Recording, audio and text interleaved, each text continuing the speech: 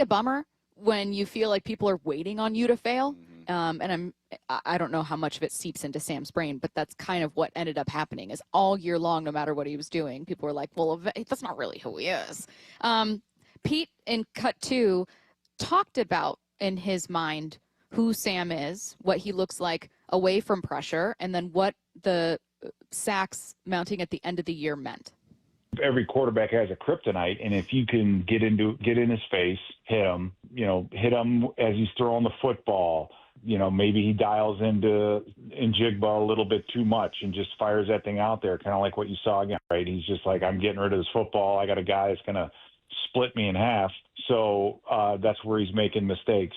So I think the key to that is, yes, you got to get pressure on him, because if you just let him sit there in the pocket and throw, he's going to tear you apart. Darnold last year was an unbelievably big surprise, and he maintained it really throughout the year. He was sacked 49, 50 sometimes here last year, which is, I think, why we saw a lot of roll-off in his performance in the last 2 weeks of the season. So, again, free from pressure, he's a terrific quarterback. Something you could probably say about a couple guys with that kind of arm strength. But all the sacks started to wear on him at the end of last year. Yeah, he's actually pretty good against the blitz. I know they're talking pressure, maybe like the situation or whatnot. Understand that. As far as physical pressure, like on the field, he's actually pretty good against the blitz for the most part. But, yeah, that was probably – it was his first time in the league where it was a big game and he had expectations to win. When he was with the Jets, no one expected him to win. They didn't play any big games. When he was with the Panthers, same thing. The Niners hardly played. It was his first time really experiencing that. And I know it's unfortunate because he was 26 at the time or something like that. And people, you hear Sam Darnold, he's been in the league for a while, so you expect him to step in and kind of continue what he did the previous weeks. Yeah, it's fair to expect that, but it's also fair to see the situation for what it was. Those were his first 2 big games in the league, and that offensive line was not great. The defense was banged up. It's a team sport. It's crazy how it's a team sport when the quarterback wins. But when the quarterback loses, it's on him. It's on him. Like, a lot of it does fall on him. You're the quarterback. Sure. You get paid the most. You touch the rock every offensive snap. Yep. But let's not forget that he needs blockers out there. Do you think this game means a little something more to Sam? Man, he's going to say no. And I don't think it does. I think that he appreciates what the Vikings were able to do for him. He appreciates the opportunity. Things happened, and he was able to go out there and do his thing. But I also think that he's been in the league so long, he knows how this works. They drafted a young guy. He knew he came in there as a backup. So does it mean more? I think it means more because he knows the guys over there, but it's not like, I'm out to get the Vikings. No, it was good on both sides. You helped them out. They gave you an opportunity. The young guy was in now. He's not going to play this weekend, but he was in. Everything happened the way it was supposed to happen. All right, here I am talking about last year's Vikings, but it's this year's Vikings that are going to matter on Sunday. So here's what you need to know. We're going to go to cut 3. What to expect from backup Max Brosmer?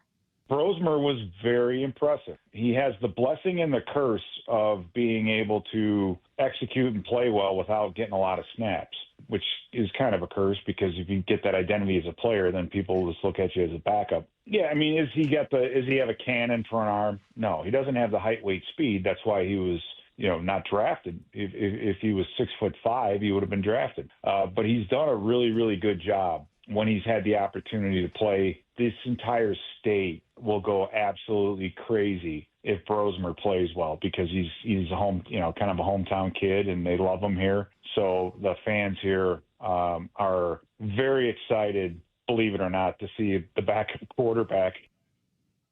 Tell us what we need to know about Brosmer, about the Vikings on Sunday. Again, if anyone missed it, the Athletic's Diana Rossini, a couple other outlets reporting a little earlier this morning that J.J. McCarthy not expected to play November 30th.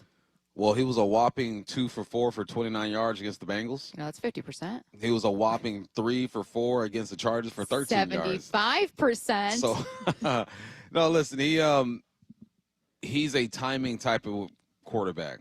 I mean, all quarterbacks want to be on time, but there are some quarterbacks who can get away with being a little late because of their arm talent and what they bring to the table. You just heard my man's talking. That's not who he is. But from the little sample size that I've seen, he's a capable quarterback. Who knows how they're going to call this ball game because the Minnesota Vikings don't run the football a lot. 242 attempts, that's 30th in the NFL. You would assume with this young man, they're going to be running the heck out of the football. Aaron Jones hasn't had a good year. Aaron Jones Sr., hasn't had a good year, but he's been banged up as well.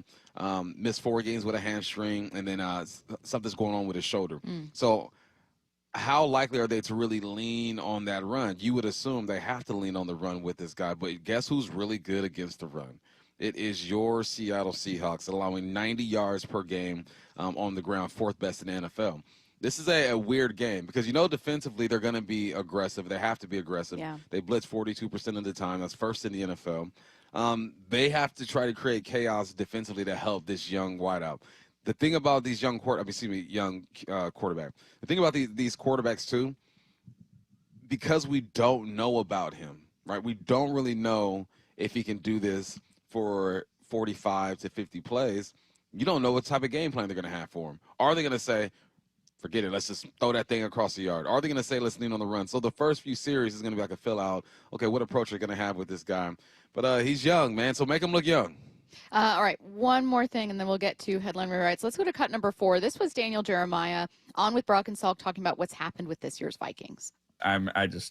To me, I never understood that. I never understood the poo-pooing of Sam there and, focusing so much on the 2 eggs at the end of the year as opposed to all the good stuff that he did throughout the year. But, JJ McCarthy is not, he's young. I think he's still 22, 23 years old. You got to be patient there. But, this team was ready to go, ready to win right now, and he's not there yet. So he needs to play more football. He needs to get more experience. It's just hard to do that on a team that's ready to go.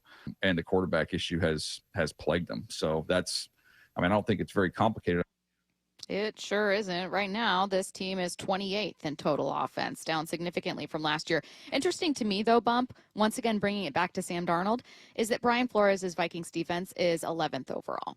And I think that people aren't just going to be watching Sam Darnold go against the Vikings because of the story. They're also watching it because it's a strength of Minnesota's still this year. Yeah, Minnesota, they got some guys over there, man. Eric Wilson and Jonathan, is it Greenard or Grenard? I'll check his name. But anyway, linebacker, they both had 10 TFLs, tied for like 9th in the league. They're going to bring pressure. You got Hargrave on that defensive line as well. Pace, a young linebacker, who's going to help out. They got some guys, man. And defenses can keep you in the game because what do you want to do with this Seahawks team? You want to neutralize this explosive pass game. You don't want this run game to get going. And it's a good matchup. They're going to do pressures, simulated pressures. We know that Sam gets confused sometimes, even though when he does throw the football down the field over 20 yards, he's completing like 70% best in the game right now. It's kind of weird with Sam because the pressure of the game might get to him, but the actual pressure being blitzed against, he's pretty good. So it's going to be interesting. How aggressive is Brian Flores going to be, and what type of approach are they going to have with this young quarterback under center? All right, let's get to headline rewrites. Extra, extra, read all about it. Headline rewrites. We must make headlines. The real story behind the headlines in today's news with Bump and Stacy. Vikings quarterback J.J. McCarthy, currently in concussion protocol, is not expected to play on Sunday versus the Seahawks, per The Athletic's Diana Rossini. What's the real headline? Looks like 9 was 86th. Nice. It's one of your better ones. I like it. I can't get over the 9 thing, man. You have to be good to give yourself a nickname like that. It's worse than wearing a tinted visor when you're bad. Like my whole thing for a while was saying you can't wear a tinted visor if you're bad, and it wasn't like me trying to. It was just something I truly believed. It didn't make you can't do it, and now it's like you can't give yourself a nickname if you're not good. You got to be balling. You got to be balling. You got to be balling. When I was in high school, about 5 of us had tinted visors. We all played D1 football. My coach was not letting it go down. Yeah. If you didn't have the accolades, can't do it. Don't do it. But you can't fault a guy for believing in himself and trying to tap into something. He meditates before the games. He brushes his teeth with his opposite hand and kind of fire his brain off in different ways. I like the way he thinks. Yeah, I like the way he thinks. But 9 is 86. He's getting carried out the club. He got a black mark on his hand. The X, no more drinks for him. They said no more for you. He's done. What's next? Headline Rewrites. Pete Carroll told reporters he gave Chip Kelly a lot of leeway. I've been doing it this way for a lot of years, and it's a winning formula for if you play good defense and you kick the ball well. And so we're trying to get that, and we just have not captured it. And so this is what this move is about. Is there a little bit of a differing opinion on that between you and Chip on? Not so much so, but we gave him I gave Chip a lot of leeway because he's got an extraordinary background in history, and he had such a phenomenal season coming out of Ohio State last year that we wanted to, give him his due and all that. But as we continued to grow and come together, we just couldn't get there. So I wish him the very best, and I like him, and we got along great and all that, but we had to make a tough call. What's the real headline? Is anyone giving Pete that same leeway? That's what people are really wondering right now. They should. I mean, Pete already did something that he typically does not do, which is get rid of the homies. And Chip Kelly was killing it at Ohio State. He killed it at Oregon. Like, he has a reputation. He's one of the innovators of college football in general. Like, he kind of changed the way the game is played in a sense. So when you bring in a guy like that, you kind of got to let him do his thing. But who is there to for checks and balances? It's Pete. And I wonder what that means. Like, I gave Chip a lot of leeway.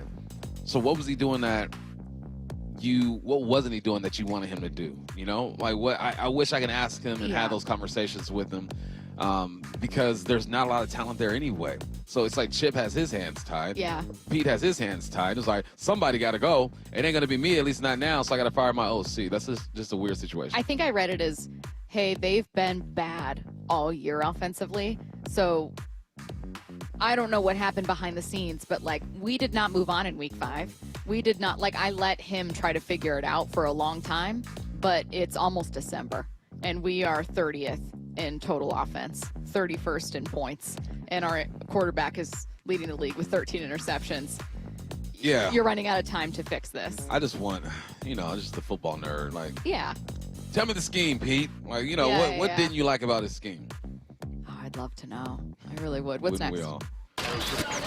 Headline Rewrites. UW takes on number 6 Oregon on Saturday at 12:30. What's the real headline? The Huskies will be feasting on 2 kinds of birds this week, turkey and duck. Can't get with that one. I mean, listen. You don't believe? You seen Oregon? Have you seen? I've seen UW too. I'm not saying there's not a chance. Yeah. But if I was a betting man, I'm putting my money on the Ducks. Look, unfortunately, Dan Lanning's Ducks are crushing it right now, climbing the rankings. Are they 6 now? Yes. Yeah. Yeah. Yeah, I mean, it could be a battle. You know how these games go. Like, they say Washington and Washington State is a rivalry game. Okay, we're in the same state. We got a trophy. But over the years, man, this has been the game. It's been UW and Oregon. They've been the 2 better teams over the past X amount of years. Oregon longer than everybody. So, yeah, this is a big one, man. If UW can do this, they'll shake up the college football playoff because there's a lot of stuff happening. Waiting to see who's going to get in. Miami's fighting to stay in this thing. Indiana, you look at their schedule. Indiana's like 2 overall, but they ain't really play anybody, But they're playing exceptionally well. Okay, but if the way the committee you works, watch more than I do. They're looking at who they play. That's why Miami is ranked higher than any other ACC team, even though they have 2 losses. It's because of who they've played, right? Same thing with Notre Dame. And they take the recent games into account as well. Okay. So, yeah, it's not a foolproof formula. You got humans trying to figure this thing out. But, yeah, it's going to be interesting. Any thoughts on the newest rankings, by the way? This from yesterday, obviously. Exactly the same at the top. No change with Ohio State. Indiana, you mentioned Oregon, obviously leapfrogging Ole Miss. Bama, 10. Bama switched with BYU. Which is at 10-1, but I never have a massive issue with that. Nah. Michigan is playing Ohio State this week, and Michigan can find a way to beat Ohio State. They should find themselves in there, probably pushing out BYU or Miami. Miami is playing Pitt. They have to get to their conference, or trying to get to their conference championship game.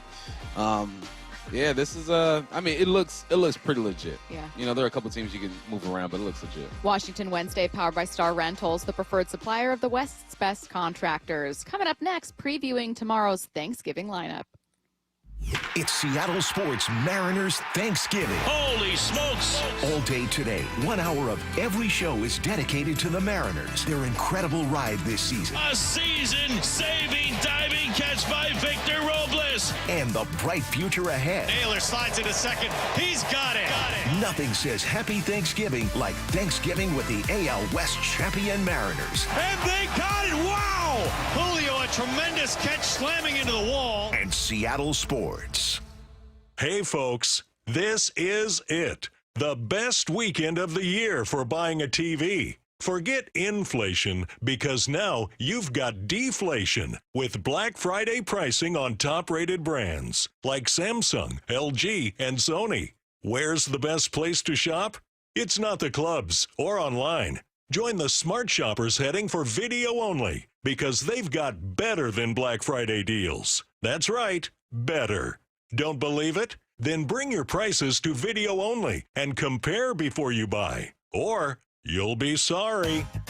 At Video Only, you won't find huge stores with refrigerators or microwaves, but you will find the best deals on top-rated TVs, soundbars, and monitors. Shop around. Just make sure you visit Video Only, because if you don't, you'll be sorry. In South Center, Bellevue, Linwood, Federal Way, and Tacoma, Video Only. Guys, tired all the time, gaining weight, low drive? These aren't just signs of aging. They could be low testosterone or other underlying issues. Right now, Revive Men's Health Washington is making it easier to get answers with a comprehensive wellness panel. It's not just a lab test, it's where better performance begins. Our providers will check your testosterone, blood sugar, cholesterol, kidney, liver, thyroid, and heart health. A $400 value for just $99, or free if you start treatment. Over 120,000 men have trusted Revive to restore their energy, mood, and confidence. So if you're ready to feel better and live stronger, call 206-529-1111. That's 206-529-1111. Or visit ReviveMen'sHealth.com. Offer ends November 30th. Must medically qualify. Terms apply. Contact us for full offer details. Calling all Seahawk fans, this is Cliff Averill. I'm here to announce Away Game Rumble at Muckleshoot Casino Resort, sponsored by Corona and Modelo. Take football Sundays to the next level with a free viewing party at Galaxy for every away game. Count on giveaways, specials, big screens, big action, and so much more. Full details at muckleshootcasino.com/rumble. Don't miss Away Game Rumble, only at Muckleshoot Casino Resort. This is the story of the one. As a custodial supervisor at a high school, he knows that during cold and flu season, germs spread fast. It's why he partners with Grainger to stay fully stocked on the products and supplies he needs, from tissues to disinfectants to floor scrubbers. Also that he can help students, staff, and teachers stay healthy and focused. Call 1-800-GRAINGER, click Grainger.com, or just stop by. Grainger, for the ones who get it done. If you love to travel, Capital One has a rewards credit card that's perfect for you. With the Capital One Venture X card, you earn unlimited double miles on everything you buy. Plus, you get premium benefits at a collection of luxury hotels when you book on Capital One Travel. And with Venture X, you get access to over 1,000 airport lounges worldwide. Open up a world of travel possibilities with the Capital One Venture X card. What's in your wallet? Terms apply. Lounge access is subject to change. See CapitalOne.com for details. The Bump and Stacy Show is powered in part each day by the caring and compassionate team at Pendergast Law Personal Injury Lawyers. Go to pendergastlaw.com. It's hard to believe the holidays are almost here. And do you or someone on your wish list want the gift of fitness? Well, Brock Heward here, and the Top Fitness Black Friday sales event is on right now. I've told you all for years, there is nothing better than a home gym, and to give it as a gift and to friends, even better. And right now, you could save up to $1,000 on Inspire gyms, Inspire treadmills, and True treadmills, plus get free delivery and assembly on Precor treadmills, ellipticals, and exercise bikes. You can also save, how about this, up to 50% on last year's display models, with Olympic weight bars starting at $50 and home gym attachments and accessories, well, they're up to 50% off starting at just $10. So it's no secret why everyone from personal trainers to pro athletes love Top Fitness. You can visit them in Tukwila, Linwood, or Bellevue, or simply go to topfitness.com. Take care of your family, take care of your friends, take care of yourself with the Top Fitness Black Friday sales event on right now. Top Fitness, your best place for home fitness equipment.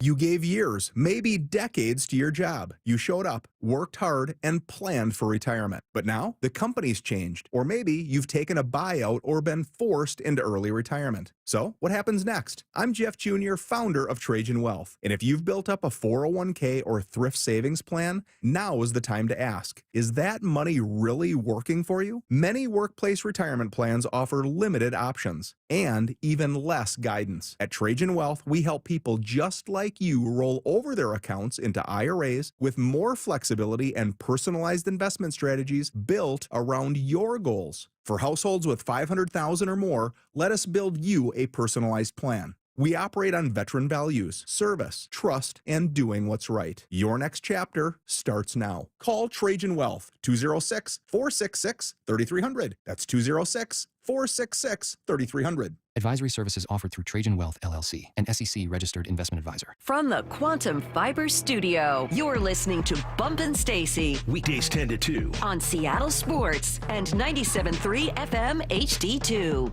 There are two things we all love about Thanksgiving, Bump. Number one, food. Number two, football. Here's your lineup. Let's preview what's at stake for these teams.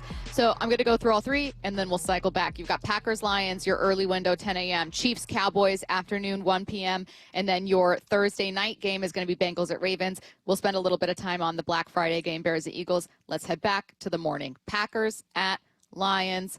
Bump. This is one where it's just two very good teams, right? Suddenly the afternoon one became like things are at stake. Number one are the two teams we knew would be good.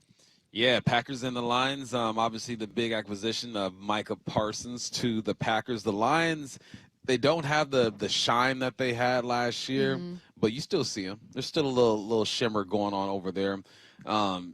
It says here with Jared Goff making his fourth Thanksgiving start. Man, it's an honor to play on Thanksgiving. Like watching the Lions on Thanksgiving has been a part of my childhood. Because your dad was a Lions fan. fan. A Lions fan, and then watching the Cowboys, it's just it makes sense. Yeah. If you're with the family, there's food everywhere. You got the game on. But this is a big one because the Packers are trying to like reestablish themselves a little bit. Like, listen, we're not a bad team. Yeah. We've been through some ups and downs. Jordan Love is playing okay. The receiving situation has kind of been shaky, but we're coming off a 2-game win streak. You're still 7-3-1, second in the North. This is a team that's relevant, but not making a lot of noise. And it's like the same thing for the Detroit Lions. Everyone respects what's going on in both cities, but they don't have the same feel they did last year. Could we see a first in this game? That being this, you mentioned Jared Goff making his fourth Thanksgiving start. He's thrown 0 interceptions in each of those games. Wow. Does that change against a very good Packers defense now with, as you mentioned, Micah Parsons? Does it change? Does it change? I'm not saying Micah Parsons gets a pick, but I'm saying does this good defense for the first time on Thanksgiving get an interception of Jared Goff? I'm going to say no.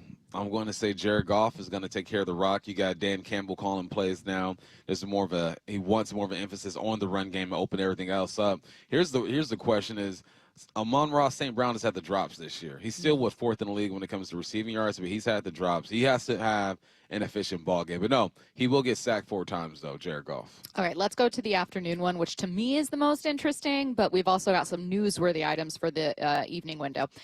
Chiefs at Cowboys, this one in Dallas at 1 p.m. Dak Prescott bump, very, very good on Thanksgiving. In 7 career starts on the holiday, he's thrown for almost 2,000 yards and 13 touchdowns. That is the highest passer rating of quarterbacks that have at least 5 Thanksgiving starts. He's the best quarterback on Thanksgiving is what I'm saying. The best quarterback with at least 5 Thanksgiving starts. Wow. Well, he's going to have to be the best quarterback again because Pat Mahomes is still averaging the most yards per game when it comes to passing right now. I believe Dak is right behind him. So it should be a battle of the quarterbacks. And it's cool to see the Dallas Cowboys kind of bounce back from what they're going through, right? You lose a teammate.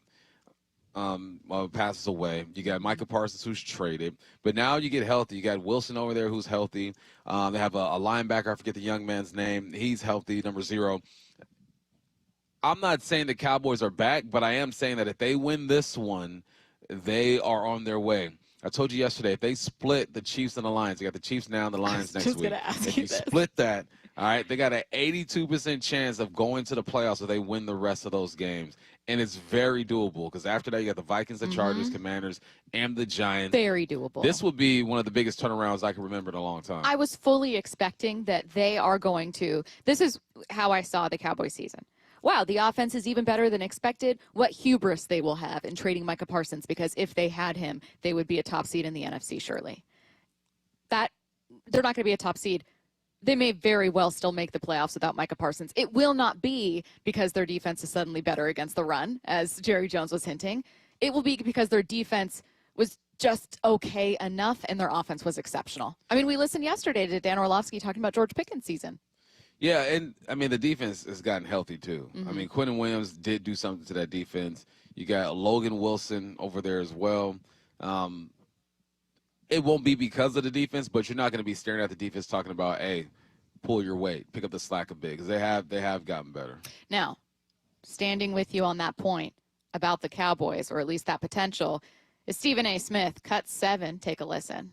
I think they lose to the Chiefs, and then they run the table. They beat the Lions and everybody else. You understand? That's what I think. I think the Dallas Cowboys close the season on a 5-game winning streak. They beat Kansas City. They lose to Kansas City on Thanksgiving, because we all know that Dallas Cowboy fans don't deserve to be happy on Thanksgiving Day. So we know they're going to lose. They're going to lose the Chiefs. Now they can't Thanksgiving Day ruined, okay? So once you have that ruined, right, then obviously there's trepidation, there's apprehension about it going forward, and then you run the table. You beat Detroit in Detroit because Detroit looks a little bit vulnerable, okay? And you beat all of those teams that you mentioned, the Vikings, the Chargers, the Commanders, the Giants, because they are better than those guys. Man, look out for the Cowboys. Suddenly a playoff team, maybe. A lot needs to be done, but you can see a path now just based off of the way they've been playing as of late. You want to you don't have to do a score prediction, but winner prediction for the first 2 before I get to the evening window? We got Packers, Lions. I'm going with the Packers. Okay. And then Chiefs, Cowboys. Chiefs, Cowboys. I'm going to go with the Cowboys. I want them to split these next 2 and go on a run and make things interesting. I'm going to go opposite with both. Okay. I'm going to go. Just because, or you really believe it? No, I think I might actually believe it. Yeah? Let's go to the evening here. Bengals, Ravens at 5:20. It's just the second time ever the Bengals are playing on Thanksgiving, and just the third time this season they'll have Joe Burrow start a game. Cut 8. This is what Jeff Saturday said. You're healthy, you play. If you're going to shut him down, you're going to shut every player that you're going to bring back next year. Like that's not how the NFL works.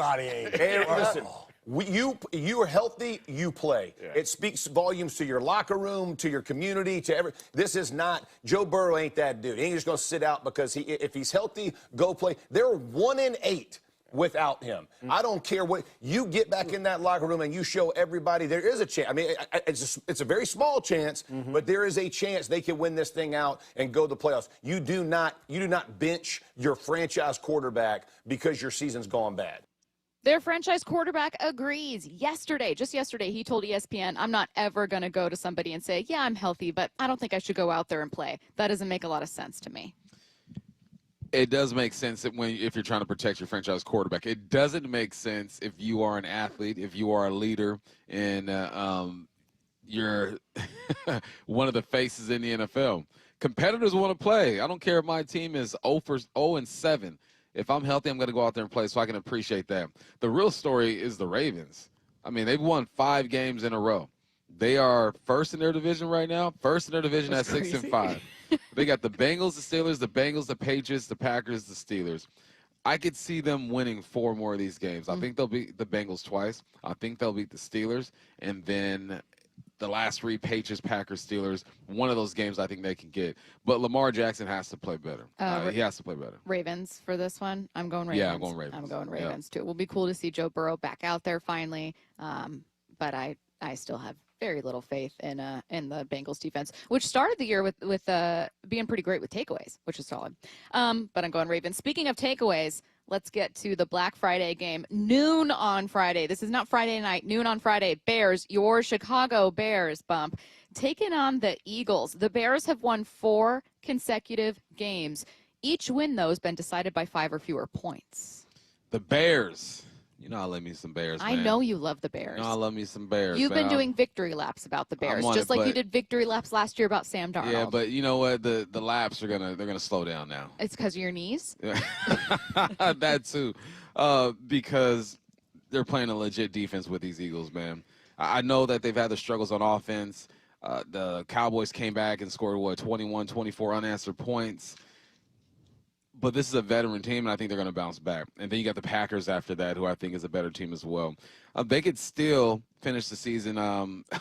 It gets even. I mean, look, their next few games: Eagles, Packers, Browns, Packers, Niners, Lions. That is a tough bad luck. slate, man. They're going to finish with 9 wins, I think. I mean, bad luck in a good division, obviously, with many of those being divisional rivals.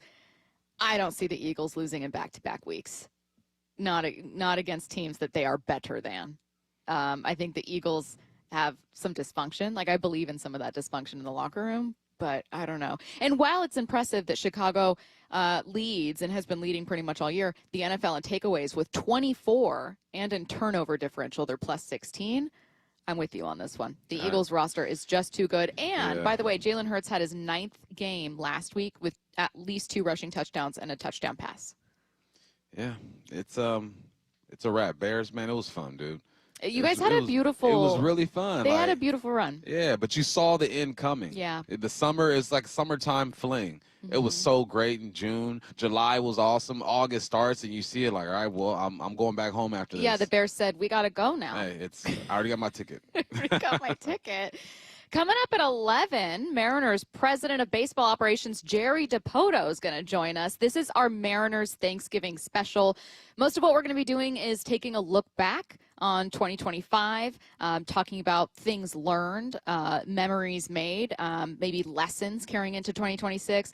We also have to, of course, ask Jerry a little bit about the winter meetings, kind of a youth movement potentially in 2026. So we'll take a look ahead to the future a little bit. But Jerry Dipoto joining us at 11. Cannot wait to talk to him. Mariners broadcaster Gary Hill at 11:30. Greg Green at 11:45 to tell us about some really exciting things happening for Seattle in 2026. Before we get to it, get your bold takes in. 866-979-3776.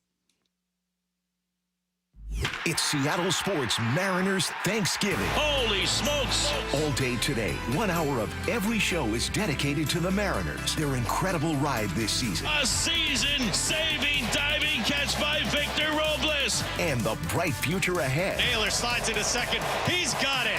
Nothing says Happy Thanksgiving like Thanksgiving with the AL West champion Mariners. And they got it. Wow!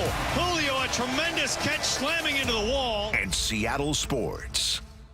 Are you in pain? This is Dave Wyman, and if you're experiencing pain in your shoulder, elbow, wrist, hip, or knee, do what my friend and co-host Bob Stelton did and go see Dr. Mark Wagner, MD, at Seattle Sports and Regenerative Medicine for stem cell therapy. It's been a huge game changer. After 13 years of jiu-jitsu, I had a lot of issues with my hip. It was bad, so I'd heard a ton of patients raving about the results from their 90-minute outpatient stem cell procedure with Dr. Wagner, so I had to check it out. Dr. Wagner is a board-certified Seattle physician with over 30 years of experience performing more than 20,000 stem cell procedures using a person's own stem cells to regenerate cartilage in their own joints. Now, people with severe osteoarthritis, even bone on bone, are back to doing what they enjoy doing without pain and without surgery. Whether it's a hip like Bob had, a shoulder, a knee, a wrist, an ankle, before you choose surgery, consider stem cell therapy with Dr. Mark Wagner, MD, at Seattle Sports and Regenerative Medicine. Schedule your consultation at drmarkwagnermd.com. At Bible Law Group, we understand what it means to be local legal representation. From shopping at the Bon Marché, picking up gear at Chubby and Tubby, crying for Joey Cora, now for Cal, grabbing a burger while JP Patches clowns by. We live here and fight for you. That's why Bible Law gives local representation to those facing legal problems too big for prayers, even if you can't pronounce Squim or Puyallup. Our legal team has secured more than $40 million in settlements for our clients. We're ready to fight for you. Find us online at BibleLawGroup.com. The Puyallup Tribe of Indians and Salish Cancer Center are excited to announce the 3rd annual Giving Hope Gala. You can help support the Giving Hope Gala December 13th at the Emerald Queen Casino Event Center and raise money for the Patient Financial Assistance Fund. The Salish Cancer Center helps anyone battling cancer, and attending this incredible event supports that cause. For tickets, sponsorship, and additional information on the Giving Hope Gala, visit puyalluptribe-nsn.gov. That's puyalluptribe-nsn.gov.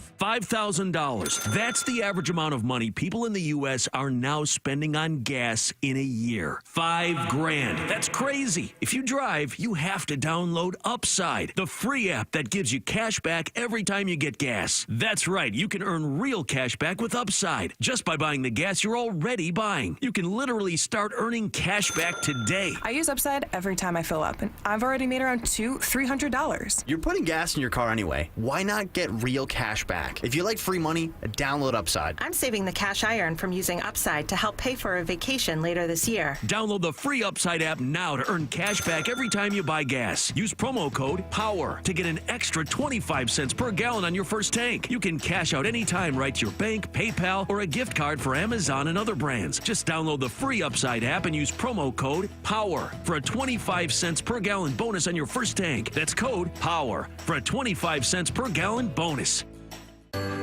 Join the stations of Bonneville, Seattle, and Treehouse for the 37th year of Holiday Magic, helping provide holiday gifts and year-long support for the more than 6,000 youth and young adults in foster care statewide. Over the 37 years of Holiday Magic, we've delivered 182,000 gifts across our state.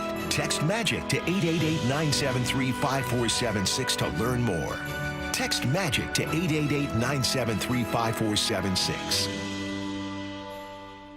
Happy Thanksgiving to you and yours. Hey, Eugenio Suarez, Grand Salami! From all of us at Seattle Sports. Mike Rowe here with another random fact. Those cracks on your walls aren't just cosmetic. They could mean your home is sinking.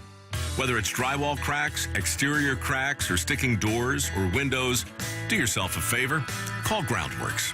I spent some time working with these guys, and they're the real deal. Their people are trained and certified to stabilize your foundation. Schedule a free inspection with Groundworks, the foundation and waterproofing experts. Licensed in all states where work is performed. See website for detail. Life's expensive enough, isn't it? Groceries, gas, kids' activities. Sometimes your roof needs replacing, but your budget says not now. Hi, I'm Justin Shirley, CEO of State Roofing and Exteriors. We want to help with an offer to lift that weight off your shoulders. Get 0 down, 0 payments, and 0 interest for up to 24 months. Or save up to $3,000 on a new roof today. Call 866-ROOF-ROOF or visit stateroofing.com. The stock market's on fire. AI stocks are performing at all-time levels. We hope you, like many of our investors, have taken advantage of it. A famous man once said, buy low, sell high. There's also $8 trillion of cash sitting on the sidelines. Investors are either scared or they don't know where to go. Hi, I'm Scott Rireka, CEO of Legacy Group Capital in Bellevue. Legacy Group Capital develops local real estate, lends money, and shares profit with our investors. We've been doing it for 19 years, averaging double-digit returns with 0 investor losses. Diversify with Legacy Group Capital and invest in our family of funds. From a 3-year investment with double-digit returns to only a 90-day commitment returning 7%. We also accept IRAs. Find out why 1,300 local investors have invested over $350 million. Legacy Group Capital at legacyg.com. This is not investment advice. Investments available to accredited investors only. Details at legacyg.com.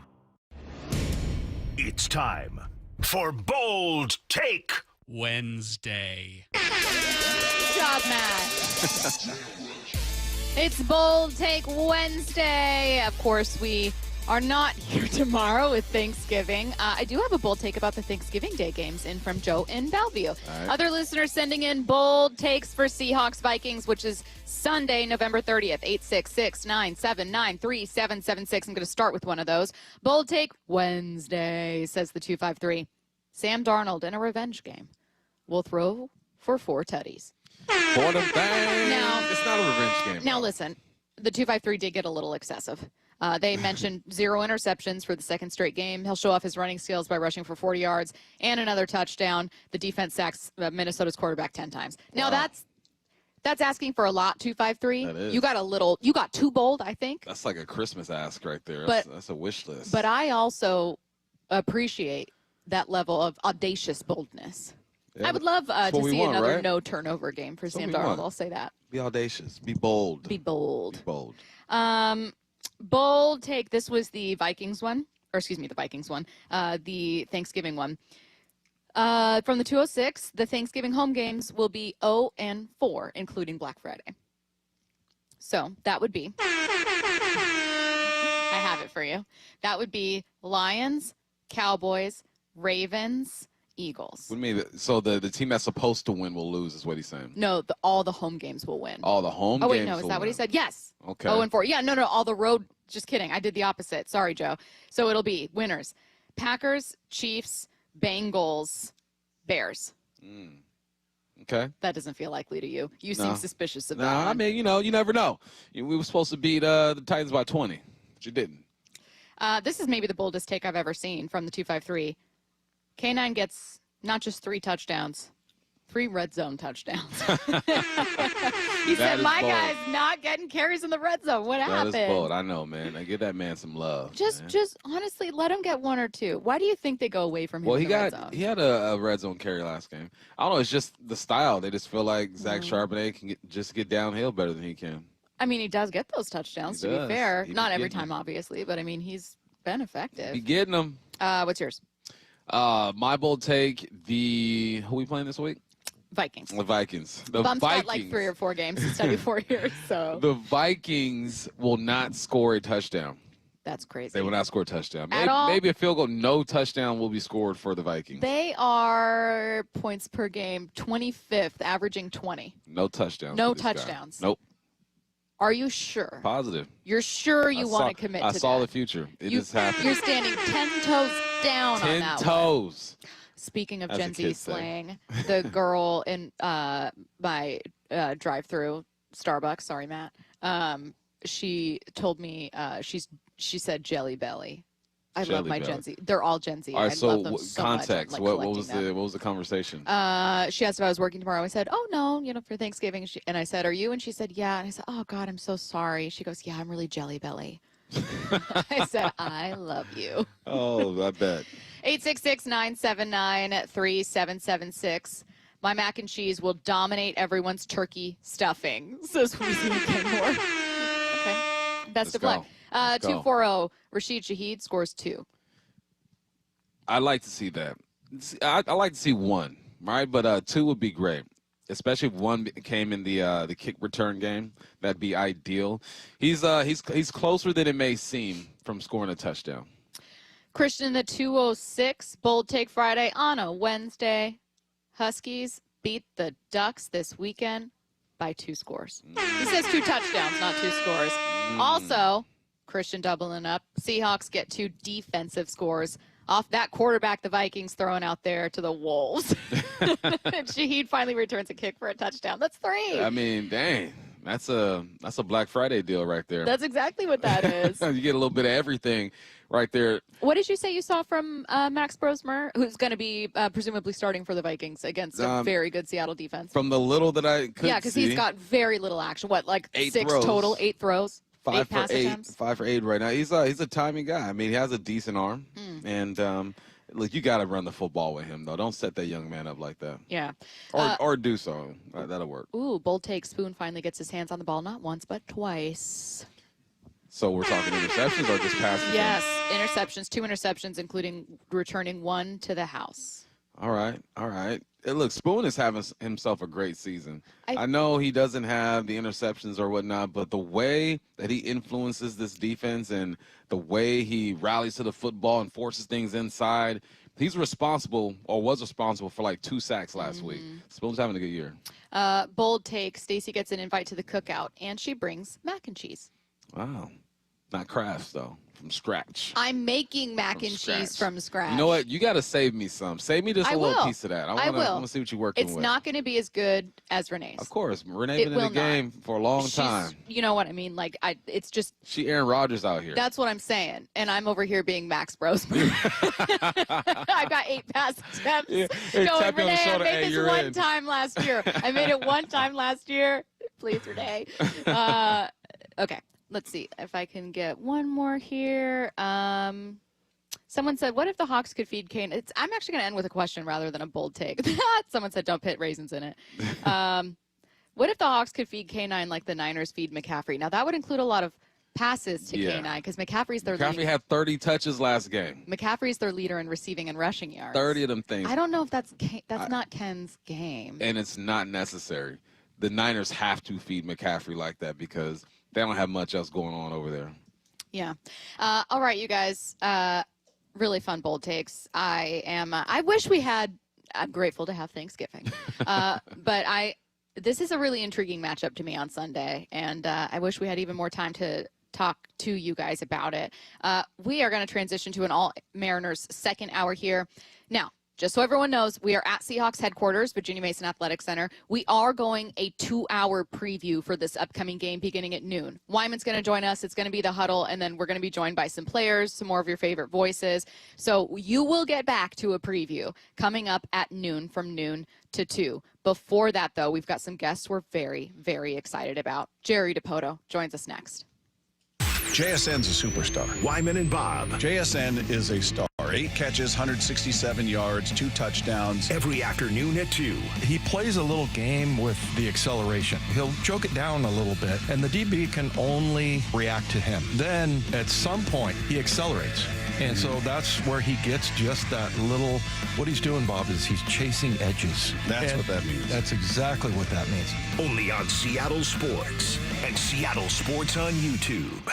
It's comedian Tom Segura at Emerald Queen Casino Event Center with an encore performance Saturday night, November 29th. I want to be that type of old. It's an old where you get yelled at for saying you want to be helpful. Like when an old person's like, I'll take out the trash. Someone's like, are you out of your mind? Your spinal snapped. Sit down. Tickets at emeraldqueen.com. Tom Segura's Come Together Tour, November 29th at Emerald Queen Casino, the entertainment capital of the Northwest. 21 and older. Need gambling help? Call 800-547-6133 or visit emeraldqueen.com.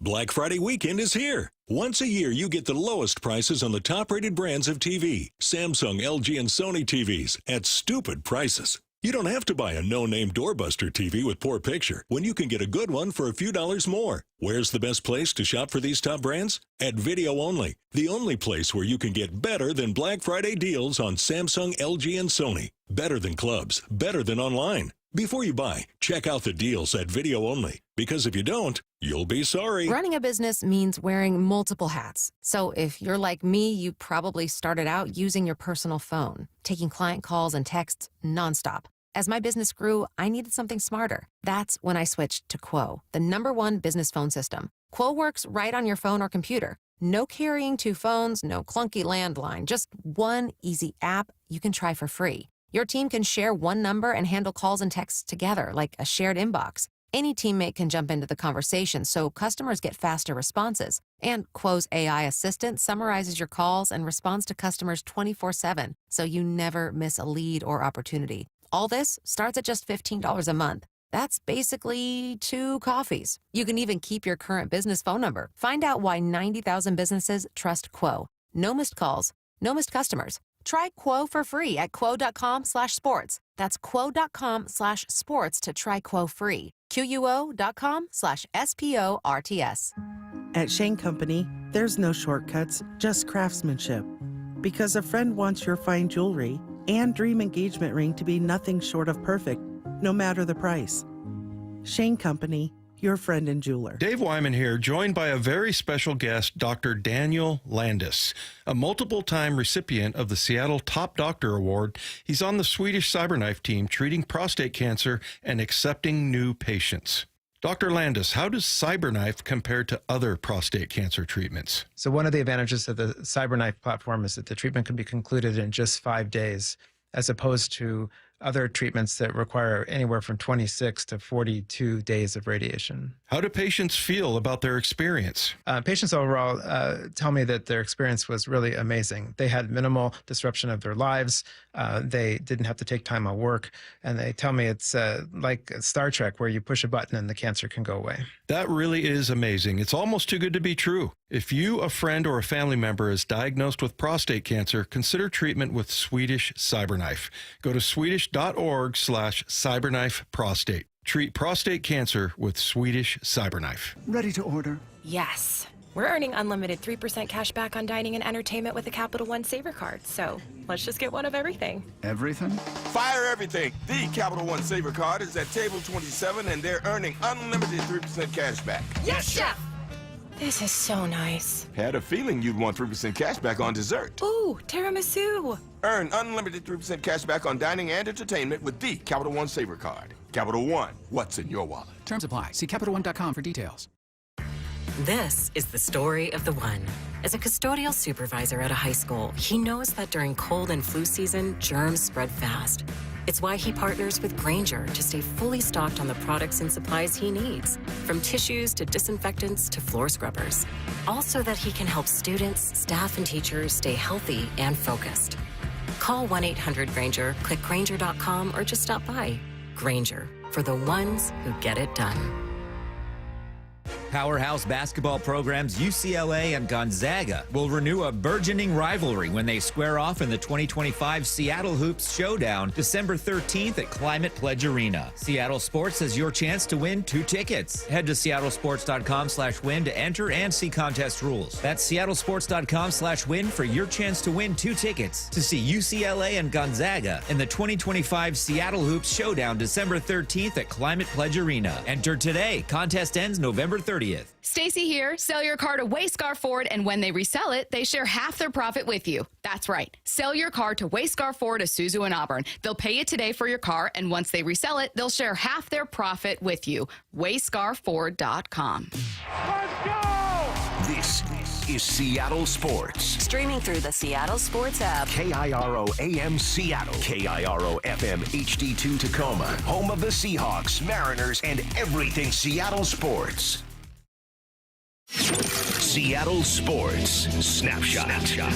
Get ready for a stacked Thanksgiving lineup. We're not just talking about the dinner table. You've got 3 big games here. First up, Packers taking on the Lions at 9 a.m. Then the Chiefs suddenly fighting for their playoff lives are taking on the Cowboys. Bengals, Ravens in the evening window. Snapshot, brought to you by Miller Lite. When it's game time, it's Miller time. From the Quantum Fiber Studio, this is Bump and Stacy on Seattle Sports. Streaming through the Seattle Sports app and at seattlesports.com. Now, here are your hosts, Michael Bumpus and Stacy Ross. Here we go now. It's our Mariners Thanksgiving special on Seattle Sports and the Seattle Sports app. Today, we are joined by Mariners President of Baseball Operations, Jerry Dipoto. Jerry, we're happy to have you. How's it going? Pretty good, guys. Getting ready for Thanksgiving, trying to wind down the work week, maybe add a player or two. You never know. Oh, that would be if you could tell us exactly what players, or rather, Jerry, if you could have the deal done between 10 and 2 p.m. Pacific, that would be ideal. Are you a big Thanksgiving guy? I heard you're a foodie. I am a foodie. You know, I'm relegated to sous chefing, which is in my house. I get to cut the green beans and wash the dishes on Thanksgiving. But no, But that is my wife's day to shine. So I'm the supporting cast. Nice. Hey man, I just want to congratulate you on a good season. It was magical, man. I was telling Salk that I followed baseball for the last 15, 20 years, but this year brought me in on a whole nother level just because of what you guys were able to accomplish. When you look back at it, I mean, are you like a proud father? I mean, what are your feelings after this year? I guess a little proud father, a little excited kid on Christmas morning. It's, we've been writing this story for quite a while now. And I think this year was just the next step for us. And, there were some bars that we needed to learn how to crawl over. And, this year we figured out how to get over a pretty sizable bar, and a lot of the passersby will point to midseason when we acquired Naylor and Suarez and Ferguson at the deadline. But, it really started much, much sooner than that. And, the evolution of our team and what we were able to accomplish, this season especially, but over time is something I think we're all pretty proud of. What were one of those, if not a bar, maybe like a landmark change to the season for you? Because I always assumed one of them, to me from the outside looking in, Jerry, I thought, well, God, the series against the Yankees was tough, and then they were so resilient. They, rebounded with a great series against Detroit. You hit, the home run derby, Cal wins it. You leave with a series win against the Astros. I've always thought of that as being one of those, but what do you think?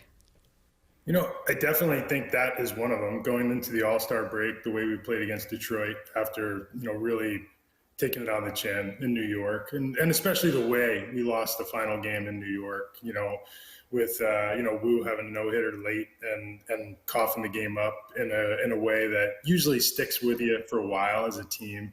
But we came back from it. I think another one of those moments, we had a couple of really difficult East Coast road trips in the latter part of the season, August into September, and really couldn't have played worse than we played leaving Cleveland, going into Tampa Bay, and really just getting our butts kicked. And then we went to Atlanta, and we faced one of the best pitchers on earth in Chris Sale, and we lost 1-0. And I don't think there was a lower point for us in the season than there was then. And the next day we came out, and I'll call it the Julio Rodriguez game. He played a phenomenal game in every way you could, and our offense really came to life. And then lo and behold, I think we won 17 of the next 18 games and really wrote the story of this season. It all kind of came down to that moment. What are you going to do, and how are you going to respond to the adversity? And the guys responded in as big a way as you could. They just dominated for the next roughly 3 weeks. Hey, what role do you play when you do hit those tough patches? Are you the kind of guy to kind of let the players in the clubhouse figure it out? Do you make your presence felt? What's your role in all that? It varies from time to time. You will say a word or two, but more often than not, these guys are pros. They know what they're dealing with. The manager and the coaches are with the team every minute of every day. And, I think at some point the culture that you develop absorbs, those issues, and your clubhouse leaders stand up. And, I think that happened for us toward the end of our season. And, we saw the development of clubhouse leadership. Maybe more this year than any year I can remember. We've been here a long time now, and we've been blessed to have a group at the core of our team right now who grew up in our system. That we've known them since the day they entered pro ball virtually, or we acquired them very early in their major league careers. A guy like J.P. Crawford, as an example, Andres Munoz, and but this year the leaders in our clubhouse really evolved, and I do think that a fair bit of that was getting the right mix. Every soup requires a little different spice, and for us, like that is where I think Josh Naylor and Gino were just phenomenal. They changed the way our team felt, and I think the talent level obviously rose because those are two pretty awesome players, but the group they were joining, we were pretty stacked as it was. And I think it just took us into a different stratosphere in terms of the way we felt about ourselves, what our expectations of ourselves were, and I guess the what we were willing to tolerate from ourselves. And if I take it down or narrow it down to a moment at the end of that second East Coast trip, and from Tampa to Atlanta, that's the hurdle we had to clear. What are we willing to tolerate from ourselves? And we decided we were no longer willing to tolerate getting close and walking away. We decided to just bust the door down. And that's when it got fun. Right. And fun for a lot of people. I mean, we saw history made with this team. A phenomenal ALDS Game 5 to send you guys to the ALCS for the first time since 2001, winning the division for the first time since 2001, and of course the very first Game 7 we've ever seen. Like, I know for me, there were multiple moments throughout the season where being someone born and raised here, I just kind of paused and thought like I watched ALDS Game 5 by myself because I was so nervous. And so I was in my like apartment just watching it. And at the end of the game, I just paused and I was like, I can't believe I just saw that. Like, wow. Did you have some of those moments? I know you're in it, right? You're in the thick of it in a very different way. I get to sit back and talk about your team every day, but you have to be in it. But did you have any of those moments where you just pause and you go like, wow, like, I can't believe that just happened? Yeah, Game 5 of that Detroit series was certainly one of those moments. I would really bring it back to the hit that Leo got off of Skubal there, and effectively the hit that tied the game. In that moment, I think we all felt we were going to win, and that's pretty remarkable when you're facing a guy like Skubal, he's the best pitcher in the league right now, and Leo's probably about as unheralded as any on the roster in that moment, and comes up and has one of the biggest moments, not just of our season, but of recent Mariners history, and kind of takes you to a different level. And then we went through the agony of the extra innings with so many opportunities, and we couldn't find a way to push it across. And I guess I don't have the benefit of sitting in a quiet room where I probably would have bounced off the walls. Instead, we sat there together, roughly turning into emotional pudding as we were watching this unfold. Like, my God, please somebody do it and get us over the hump. And that was a big moment. The Geno grand slam in the kind of what I would say was the leverage game in the Toronto series that gave us the 3-2 lead. That was a huge moment for us. I could dial back. There was a home run that Cal hit against Tampa, and in a game that we really had no business winning in the time. I think we were down 2-0, and he hit a huge homer that just kind of, again, gave us that next burst. There's so many of those little moments through the course of a 162-game baseball season that when you're in the moment, you probably don't appreciate it enough. But then when you're in the postseason and those moments happen, you recognize what's happening immediately. And I think those were some that really stood out for me. I travel a lot on the weekends for work, so I find myself watching games in a local pub or something, and there's always some expert sitting next to me saying, they should be doing this. This is the way they should play. This is the way this team was built. And I remove myself from that situation. I'm like, you guys, come on, just give it a break. When you look at your team at the beginning of the season, how did you think what type of style this team was going to play? And at the end of the season, is that the style you were playing, or did you feel like this team kind of transformed into something else? Well, I started the season similar to the way the team's been built the last handful of years. We've been kind of methodically moving toward a more well-rounded athletic team that could create chaos on the bases, that did have, a degree of power and patience, take your walks, hit your homers, steal your bags, don't make mistakes on defense, take care of the ball type of mentality. And we've played a disciplined game, in those categories, with the understanding that we do strike out a bunch. That's always just part of the trade-off that we've been willing to make. And we were hoping to reel that in a little, but generally do those things, create chaos on offense, take care of the ball on defense, hammer the strike zone. And then, lo and behold, the season started, and our pitching staff was, I guess, uncharacteristically banged up.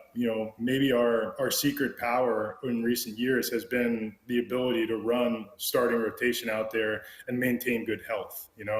Guys taking 30-plus starts, throwing their 160, 180, even 200 innings in an era where that doesn't happen so much anymore. And they were the backbone of our team. And then for the first half of this year, we were without Logan Gilbert for 2 months. We were without Bryce Miller for, more than 2 months. In the middle, we missed George Kirby for 2 months. And to put ourselves in position at the end of the season to not just get into the playoffs, but win a division championship and earn a bye while we were battling through all that, I think took a lot of, grind from a team. And that's the thing about this team that I think really developed as the season went along. I always feel like we're willing to grind, get in, do the extra inning thing, win the close game, somehow pull some one-run, wins out of our backsides. But at the end of the day, this team showed a real resolve when the thing that we were most identified with, quality and durable starting pitching, really wobbled, and the rest of the team picked it up and ran with it.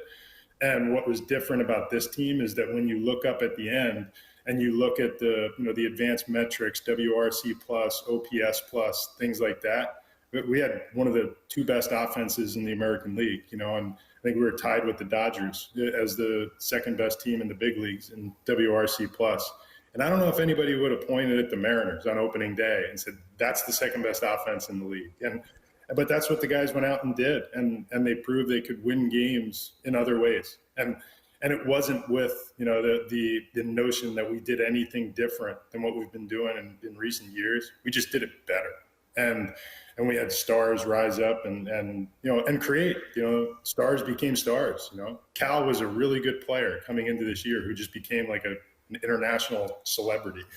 Now he's identifiable by one name and neither of them are his. I think our Julio, I think, is cementing himself as if not the best center fielder in the game, maybe, evolving into one of the best center fielders of his generation. And our starting rotation did come back at the end, and they were intact as we went into the postseason, and they showed why that we should be a team that's not just good now, but good for years to come.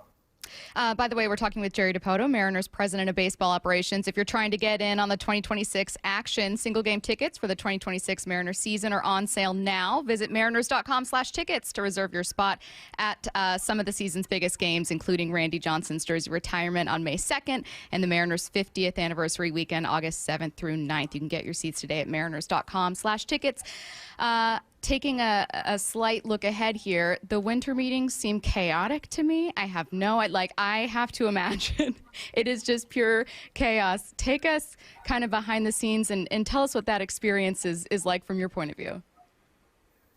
It used to, when I first started going to the winter meetings, shortly after I retired as a player, I think the first winter meeting I went to was 2002, and then 03, 04, I was with the Red Sox. We had big groups, and they were really like cultural development centers. It's like learning in a fishbowl, because so many things are happening so quick for younger, front office executives or, decision making, I guess, personnel, scouting people. And over the years, the way it's changed for me is that now in the position I have with the Mariners, we get to the winter meetings and I feel somewhat like, Marlon Brando in The Godfather. I hide in a chair in the corner of the room and I don't leave for 3 days because I'm afraid of what's downstairs.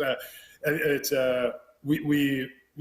today's time, we get together, we'll have, 30-ish Mariner people that are in our traveling group, sit in on meetings, talk about ways that we can plug holes on our roster. We'll wheel in multiple portable whiteboards and start going through anything from, subtle free agent signings to magnificent trades that no one will ever do. And it's like every fan's dream of what it's like in that moment. And more often than not, we leave in 3 days and we do something small and everybody feels like they just wasted 72 hours of their lives. But you learn and you learn fast. It is nonstop phone calls coming in and out. We used to travel in groups of 3 or 4 and go visit with teams live. Now we just text or call. And if we get close to a deal, you might make a live visit to another team. But it's become so secluded in that way. And the best part of the winter meetings for me are the downtimes, the think tank moments where, we'll bring a football in the room with us and just flip a football around from side to side in the suite, coming up with ideas, while we try not to drop the ball. And sometimes it will devolve or kind of crash into some type of weird trivia contest, as we get late in the night and we're not getting, any incoming calls. But it's pretty awesome. I love it. It's very much like just sitting around with a group of people and you trust and you're bouncing ideas off of one another. And inevitably somebody's going to call in with an idea you didn't think about, and that's going to keep you up till 4 a.m. But it's 3 days that I'm glad happened between Thanksgiving and Christmas, because it's definitely a calorie burner. I hope it just gets down to comparing like rarity scores on Immaculate Grid. Alex Mayer told us, by the way, that that's every day for me. I know. He said, I was like, okay, who in the organization's the best? He said Cal's pretty good, like among the players. Like and then I was like, but who's like the freak? Like who's got like the crazy scores? And he said, oh, Jerry. Absolutely, Jerry Dipoto. I probably spend way too much time pondering it every morning as I work through my coffee. Yep. But it's a lot of fun. I do it with some people around the league, and Alex is remarkable in his ability to drift back to like the black and white mustachioed era of baseball, where he's pulling out guys with the cake bread hats, and he's pretty awesome at that. Hey, I want to talk about the MVP race. Going into it, at the end of the year, I'm thinking, look, I understand if Judge gets it, but obviously I'm a big advocate for Cal. And my argument with people, I say, man, I want you to squat and stand up about 120 times. And then I want you to put your gear on. Then I want you to run out and talk to your best friend across the street or something. Like, put yourself in something that Cal could possibly do. And to me, that made him the most valuable player. He did more for his team than I think anyone did in the league. When it was all said and done, just what were your thoughts around that? I'm sure you felt Cal should have gotten the award, but just how important is Cal, or was Cal, to this team, and how did you feel about the MVP race?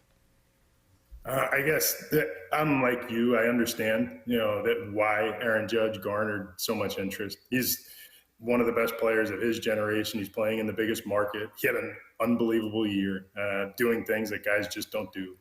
But I say that, and Cal did something that guys just don't do, that guys have never done. And, to hit 60 homers as a catcher, like you hit on all of the nuances that go with that. I think the one thing that nobody can truly appreciate, the physical demands of everything that you just described, from getting up and down and squatting for 140 pitches a night, hopefully less than that if our guys are efficient. But, I think doing all the things that he does physically, the fact that he's out there catching 125 games a year in an era where not many guys still do that or can do that. He's picking up DH days on his days down to continue to make the team better.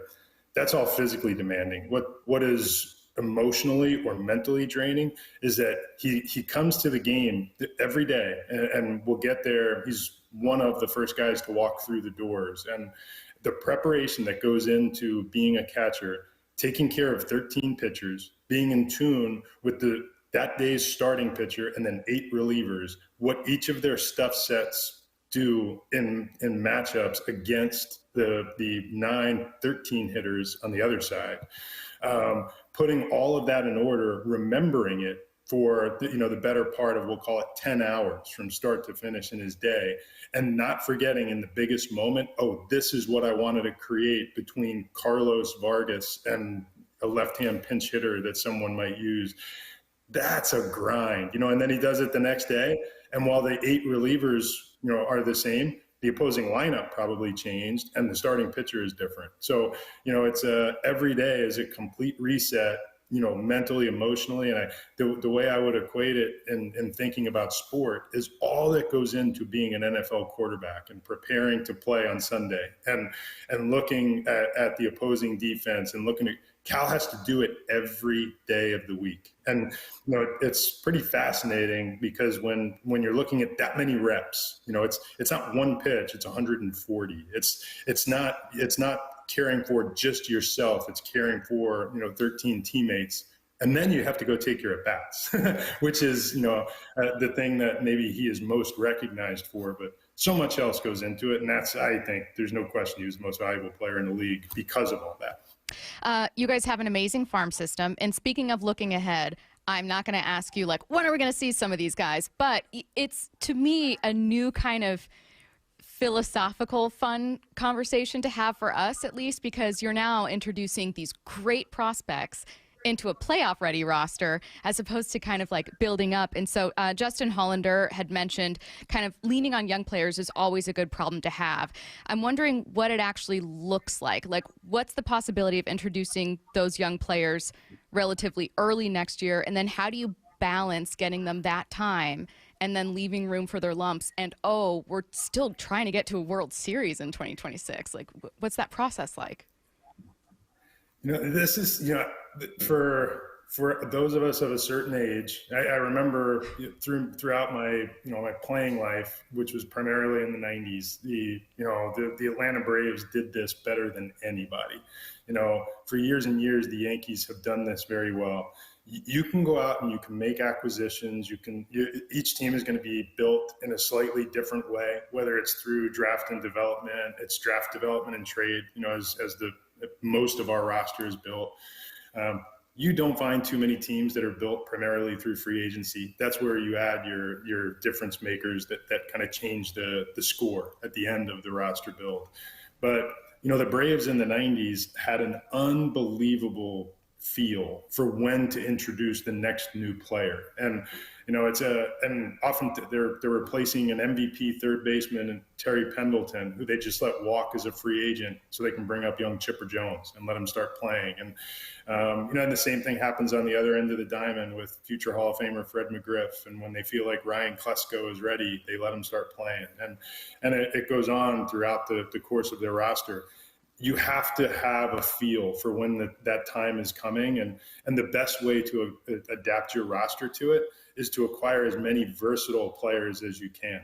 So in our case, and I'll point at our field of play, have as many guys on your team as possible that can move to different positions so that you can accommodate the next young player that is going to be implemented. And it's part of the reason why, one of the 50 reasons I could give you as to why Josh Naylor was such a wonderful fit for our team is that Nails can hit the righties, he can hit the lefties, he's an everyday first baseman, and that's something we really didn't have. But most or all of our outfielders can play multiple or all of the positions. All of our infielders are trained at the minor league level to play as many different positions as they can for these reasons. And that allows us to look at this year, and I'll use Jorge Polanco, our 2 years with Jorge as an example. He might play second, he might play third, he could predominantly be a DH. We've now talked, in the past year about him playing some first base. And this is essentially, how do we keep impact bats in the lineup while we introduce players like Cole Young and Colt Emerson and Ben Williamson, and give them the opportunity while the lineup keeps churning to go win a championship in that given year. And I think that's the place we are in our current development, and we have to figure out how to straddle that line. It's going to be very, very fun to watch. It's our Mariners Thanksgiving special on Seattle Sports and the Seattle Sports app. Jerry, we have so appreciated your time. We're probably speaking for Mariners fans, too. Speaking of gratitude, we're grateful for this season. It's been so fun to watch what you guys have done. We know we're coming up on 50 years in 2026, and sky-high expectations for a really exciting team. So thank you so much for taking the time. Thanks, Jared. Thank you, guys. Happy Thanksgiving. Happy Thanksgiving. It's our Mariners Thanksgiving special on Seattle Sports and the Seattle Sports app. Coming up next, Mariners broadcaster Gary Hill. It's Seattle Sports Mariners Thanksgiving. Holy smokes! All day today, 1 hour of every show is dedicated to the Mariners. Their incredible ride this season. A season-saving diving catch by Victor Robles. And the bright future ahead. Naylor slides into second. He's got it. Nothing says Happy Thanksgiving like Thanksgiving with the AL West champion Mariners. And they got it. Wow! Julio, a tremendous catch slamming into the wall. And Seattle Sports. I know a lot of you guys are listening from your phones right now, so it's the perfect time to give a shout out to my friends over at AT&T. The other guys will make claims saying this and that about how great their network is, and I'm just here to set the record straight that AT&T is America's fastest and most reliable wireless network. I don't know about you guys, but it just gives me so much peace of mind when I'm going to do the things I love, and I know my wireless network's got me. Like if I'm going to a concert or a basketball game or even something outdoorsy. Knowing I'm going to have fast service and can share what I'm up to is a game changer. You want to know you can post what you want to post, call who you want to call, and with AT&T, it literally doesn't matter where you're going. I promise you, they're already there. Don't just take it from me. Actual tests prove AT&T is America's fastest and most reliable wireless network. When you compare, there is no comparison. Based on RootMetrics United States Root Score Report 1H 2025, tested with best commercially available smartphones on 3 national mobile networks across all available network types. Your experiences may vary. RootMetrics rankings are not an endorsement of AT&T. Just how good is Pure Talk's current deal for unlimited wireless? Well, you might say it's the deal of your lifetime. Because right now, for just $29.95 a month, Pure Talk is offering unlimited talk, text, and data for life. Not your phone's life, your life. This is Pure Talk's top-tier plan. It comes with a crazy fast 5G network along with a 30-gig hotspot. And at just $29.95 a month, there has never been a better opportunity to lock in a ridiculously low rate for as long as you live.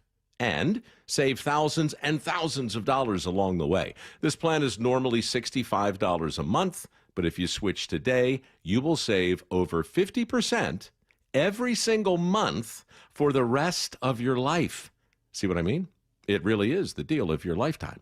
Dial pound 250, say Mike Rowe. Offer ends 12/7. Some restrictions apply. Details at puretalk.com. The holidays are here and we all want to celebrate in style, but sometimes stubborn fat and loose skin keeps us from looking and feeling our best. Stacy Ross here. Imagine a simple one-day solution. Introducing ProSculpt, the treatment everyone is talking about. ProSculpt uses air-assisted technology that's safe, gentle, yet powerful, delivering instant fat-reducing and skin-tightening results. Performed by board-certified plastic surgeons while you're fully awake. ProSculpt contours your body with minimal downtime.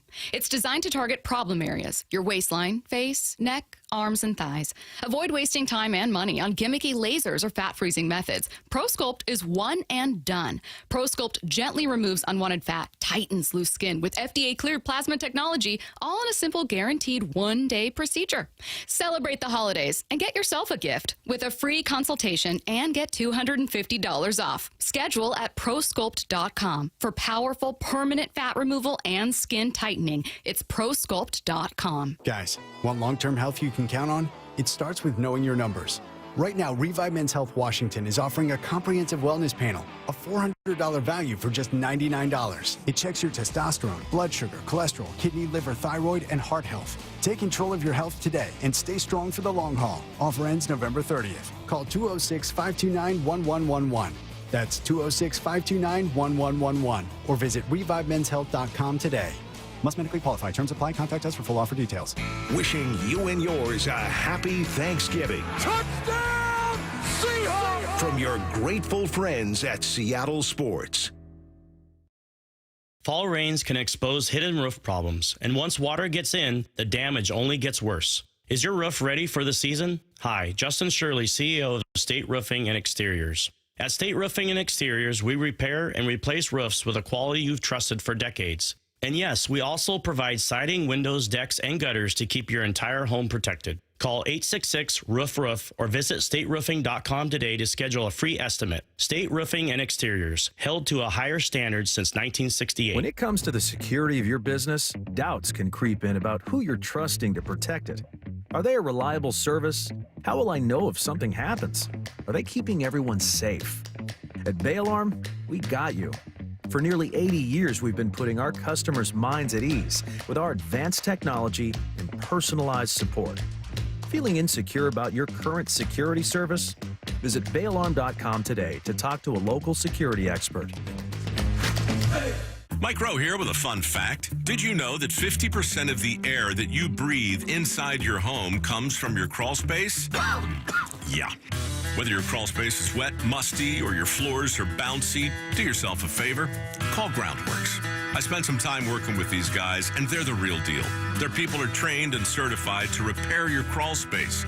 Schedule a free inspection with Groundworks, the foundation and waterproofing experts. Licensed in all states where work is performed. See website for details. All right, folks, this is it. The weekend many of you have been waiting for. Black Friday. The lowest prices of the year on the top-rated brands of TV. Samsung, LG, and Sony with deals up to $1,000 off. No need to buy a poorly rated unknown brand with prices like this. So what could be even better? How about video-only's better than Black Friday deals? That's right, better than Black Friday.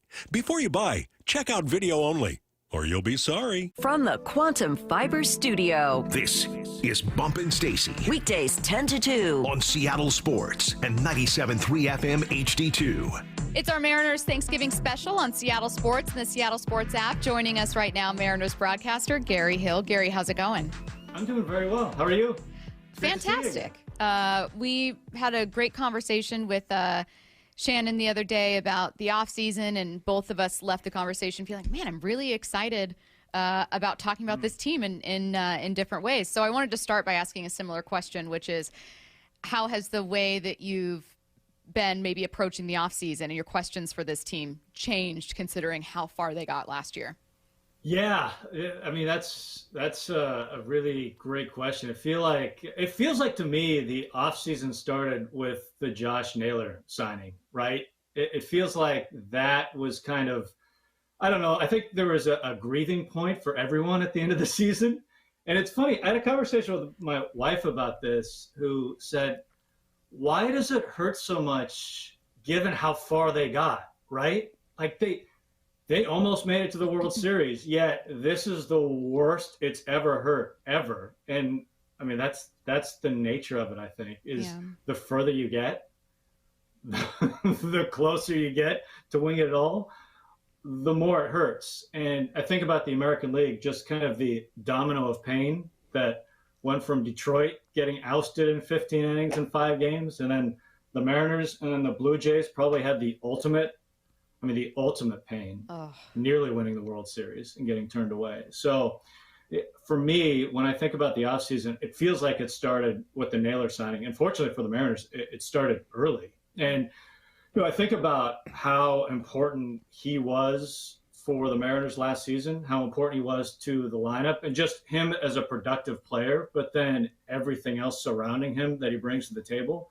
And I think what's really exciting, and it can kind of get lost in it because he played 50 games for the Mariners, but just for a little context, like he played against the Astros 3 times as a Mariner, right? He played against the Rangers 4 times as a Mariner. Like he really didn't, in the scheme of things, didn't play that long for the Mariners. And I think it's really exciting when you think about an entire season of Julio and Cal and Naylor after that, and what that means for the offense. And hopefully there's some additions to come, but what a great start to the offseason. Yeah. And when I'm thinking about this Mariners season, I'm thinking about a season where I'm not sure the Mariners have ever had higher expectations going into a season. And I think that's a great thing. I think that's something that should be embraced by everybody. I feel like this offseason is going to be weird in the sense that you're not out there searching for this a mega piece. Oh, we need this. I remember Castillo and Robbie Ray, and you need this major piece. I'm kind of looking from within and interested to see how they're going to promote these type of guys. When's the last time you felt an offseason like this? Boy, I'm not sure ever. When you consider the holes you're trying to fill, I mean, they're not gaping holes, right? I mean, most off seasons you go into, it's like, wow, you really need this, you really need that, you really need this, and chances are you can't fill all the holes. Like that's a really hard thing to do. I think one of the difficult or challenging, I guess, dances for the Mariners, they're forming the roster, yet they also have these young guys that are knocking on the door as well. And you don't want to block them all. So it's this dance of, hey, you're going for it this year, right? You're trying to win it all. So Naylor's a big help because that takes first base. But you also have, well, how's Cole Emerson going to fit into this thing? Where's Cole Young going to be? There's these really interesting dynamic of these young players that it feels like can contribute a lot in the next couple of years. So you don't want to block them completely, yet, you're trying to fill those holes as well. So, once Naylor signed, it's just, it feels like it really sharpened everything in terms of what the Mariners are looking for. And I know they'd love to bring back Polanco, and he's a versatile piece, which I think is really helpful when you talk about Emerson and Young, bringing back Polanco, DH, second base, that sort of thing. Then you're talking about bullpen. You're not talking about a lot. And that's the beauty, I think, of Naylor signing early. When we're talking about those prospects, we usually do focus at second, obviously short with Cole Emerson. And don't mention a ton of Ben Williamson. Obviously, we ended up seeing Gino there, and a fan favorite was welcome back. TBD whether Gino is signed in free agency. Mm-hmm. Would you assume they go with Williamson at third, or do the same kind of approach of like supplementing with a veteran there? I don't know. I guess we're too early to know how that's going to shake out, because there are some interesting guys out there. Willie Castro, just to throw a name out there. And he's interesting because he struggled when the Cubs picked him up last year, but he's been a really good hitter. And he's a guy that can play multiple positions. So someone like that, maybe a veteran to supplement things, maybe a platoon situation, especially if you bring Polanco back. I think the good thing, no matter how you look at this, is, especially with Naylor already signing, is it gives you some versatility to try and do some different things. And yeah, Williamson could certainly be part of the mix at third base, especially, when you think about an offense with Naylor for a full season and you feel really good about that middle core. When you have Williamson's defense at third base, even if he struggles with the bat, which he did his first go round, as a lot of young players do. And this is another thing I would say, he's a young player in terms of Major League Baseball. He could certainly improve offensively and get better. That is not the end product that we saw last year, but his defense was certainly wonderful. But he could be a guy at the bottom of the order, and the offense is kind of bonus given his defense. So I think they have a lot of different options. And for me, when I think about spring training, which I haven't thought about a lot yet, but when I think about what spring training looks like, to watch Cole Young and Cole Emerson and Williamson, depending on what veterans they bring on, I think it's going to be really interesting. I'm not a guy who, I just don't think spring training matters in terms of production, but I think for the young guys trying to make a team and carve out a spot, I think it's going to be super interesting to watch those young guys to see what it looks like in the spring. Because I think they're going to play a lot. They're going to get a lot of plate appearances. Do you expect any philosophy changes when it comes to Dan, right? His first full season under his belt. I'm sure he's learned some things. If there were some changes in the way he just approaches this thing, what do you think it would be? Yeah, so I don't know about philosophy changes, but I think being in that seat, the more you go through it, the better you become. Because in conversations that I've had with managers and bench coaches and people that have been in the decision-making tree, right, is things can move pretty fast, especially when the magnitude of things grows. And so I think the more you're in those situations, just the better you handle those situations. And in terms of the position that Dan was in, making decisions, it doesn't get any bigger than the moments he was in late in the game. And the Division Series and the American League Championship Series, because I think in terms of manager and making decisions, there's nothing harder than pitching changes specifically in playoff situations, just because of the magnitude of the situation. And you really can do no right unless it goes perfectly. If you leave the guy in too long, you could lose the game. If you pull him early, bring somebody else in who's not effective, you could lose the game, right? And everything's magnified, and one pitch can make all the difference. So I wouldn't expect philosophy changes. I just think the more that you're in that seat, the better you become. And the only way you can get better at it is by doing it. It's the hard part, I think, of the job. But fortunately, Dan has been there for a year and change, and he's been there in some of the biggest moments. So I'm excited to see what it looks like moving forward. Given how close they were to making a World Series and how close they are as a team, are you expecting a relatively quiet rest of the offseason? Or conversely, given how close they were, are you not ruling out a big swing on a trade to push them over that obstacle? I will never rule out any trade when it comes to the Mariners and when it comes to Jerry Dipoto. I think that's a safe way to approach things. I think it's always unpredictable. I think trades, especially like the free agent market, we can all look at it and see who the free agents are. In terms of trades, we have no idea who's available, right? Like who teams are looking at dealing. We can kind of guess. Like Cardinals look like a team that are probably going to deal some guys, so you can look at their roster and pick out some fits. But generally, I think it's always really hard for us to know. Like, I wouldn't have expected Marcus Semien to get traded, especially already. Like, that's not a deal I saw coming, especially Semien for Nimmo. That, from both sides, those are two guys I did not expect to be dealt. So the hard part for me is figuring out, okay, who's even available? And we know this, when it comes to Justin or Jerry, they're talking to everyone all the time. So I wouldn't be surprised, especially given the assets the Mariners have in the minor league system. Like, they have guys to go get somebody that fits. And there are some big names. I'm interested in Boston, for example. It seems like they have an extra outfielder. So I'm curious to see, what happens with one of those guys. So I wouldn't put anything past the Mariners when it comes to this offseason. Single game tickets for the 2026 Mariners season are on sale now. Visit mariners.com/tickets to reserve your spot at some of this season's biggest games. That includes Randy Johnson's jersey retirement on May 2nd and Mariners 50th anniversary weekend, August 7th through 9th. Get your tickets today at mariners.com/tickets. He is Mariners broadcaster Gary Hill. Gary, thanks so much for taking the time. We appreciate Thanks, it. Gary. Anytime. Great to be on again. It's our Mariners Thanksgiving special on Seattle Sports and the Seattle Sports app. Coming up next, Mariners Senior VP of Marketing and Communications, Greg Green.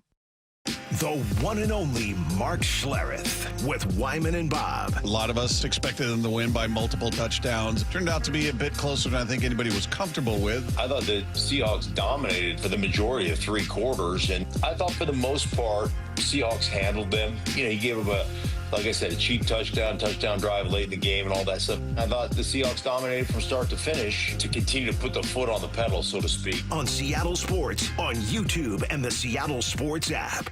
Running a business means wearing multiple hats. So if you're like me, you probably started out using your personal phone, taking client calls and texts nonstop. As my business grew, I needed something smarter. That's when I switched to Quo, the #1 business phone system. Quo works right on your phone or computer. No carrying two phones, no clunky landline, just one easy app you can try for free. Your team can share one number and handle calls and texts together like a shared inbox. Any teammate can jump into the conversation, so customers get faster responses. And Quo's AI assistant summarizes your calls and responds to customers 24/7, so you never miss a lead or opportunity. All this starts at just $15 a month. That's basically 2 coffees. You can even keep your current business phone number. Find out why 90,000 businesses trust Quo. No missed calls, no missed customers. Try Quo for free at quo.com/sports. That's quo.com/sports to try Quo free. QUO.com/SPORTS. Progressive presents a testimonial of sorts.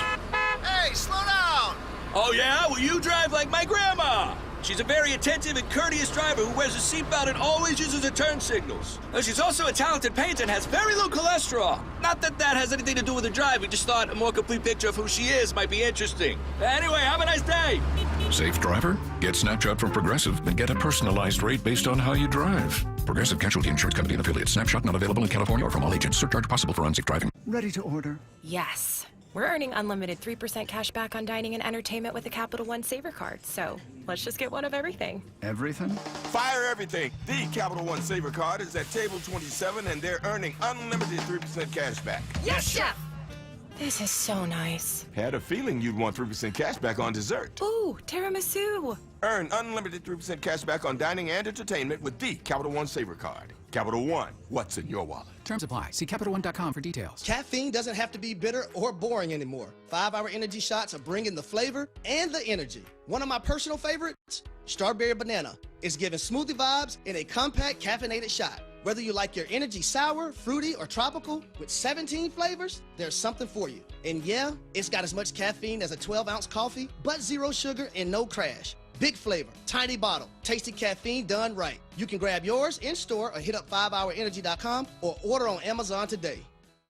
Every great team has its core players, but when the season gets tough, adding the right free agent can make all the difference. The same goes for business. At Robert Half, we found that 67% of companies surveyed plan to increase their use of contract talent to handle workload peaks and backlogged projects. With Robert Half's specialized recruiters' experience, combined with our award-winning AI, you can quickly find the skilled candidates you want. At Robert Half, we know talent. Discover how we can help at roberthalf.com/talent. A 15-year-old girl who chewed through a rope to escape a serial killer. I used my front teeth to saw on the rope in my mouth. The killer prowled the Pacific Northwest in the early 70s. He's been convicted of murdering 2 young women, but suspected of many more. Maybe there's another one in that area. Follow and binge all episodes of Stolen Voices of Dole Valley, available now, wherever you listen. The Bump and Stacy Show is powered in part each day by the caring and compassionate team at Pendergast Law Personal Injury Lawyers. Go to pendergastlaw.com.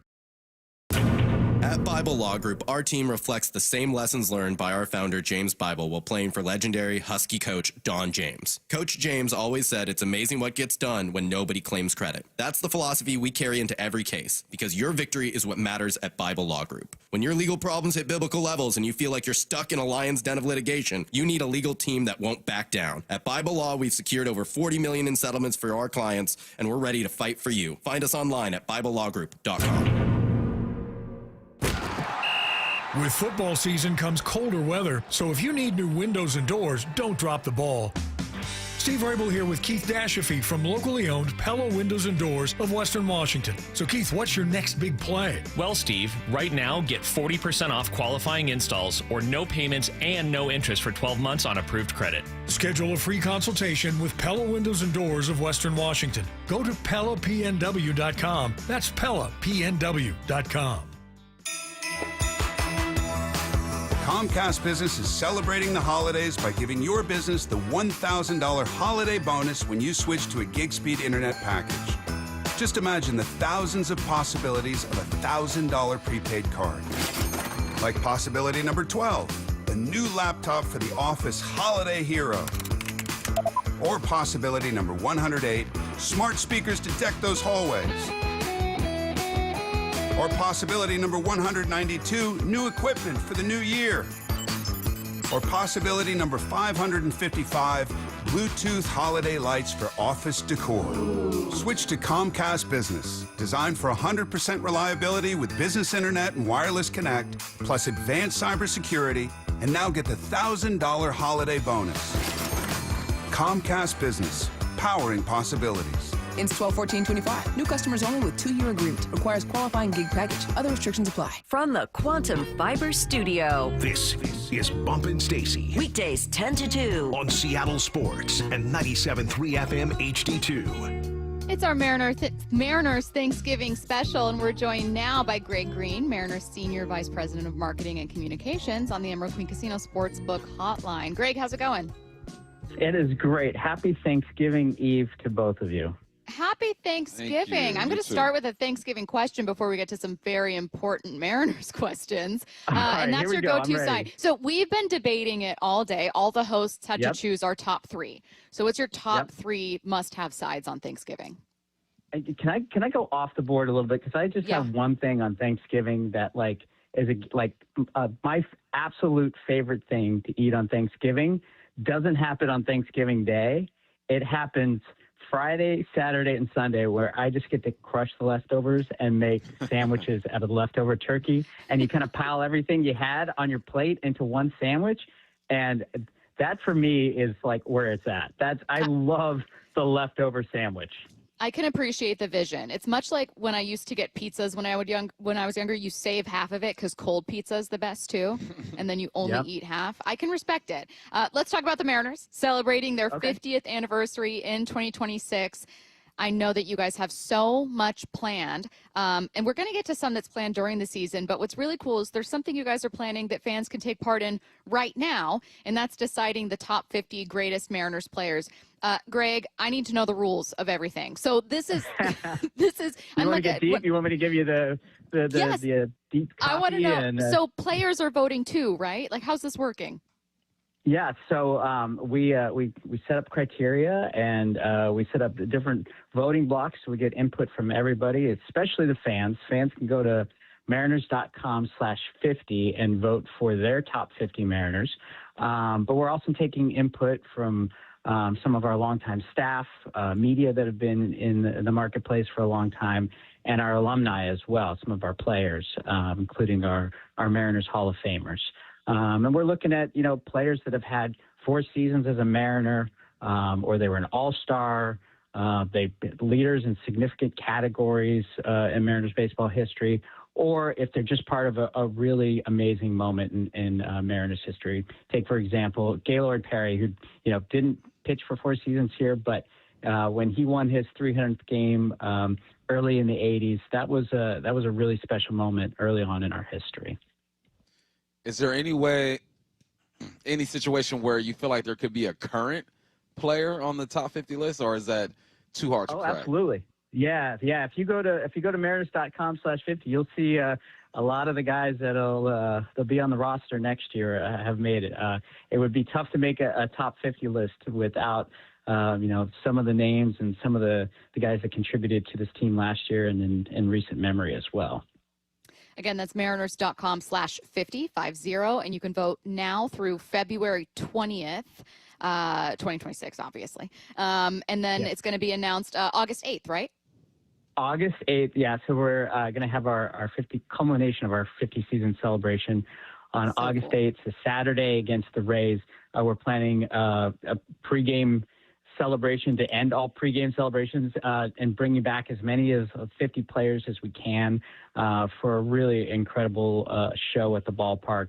It should be a really just a special night. We'll hear from some of the players.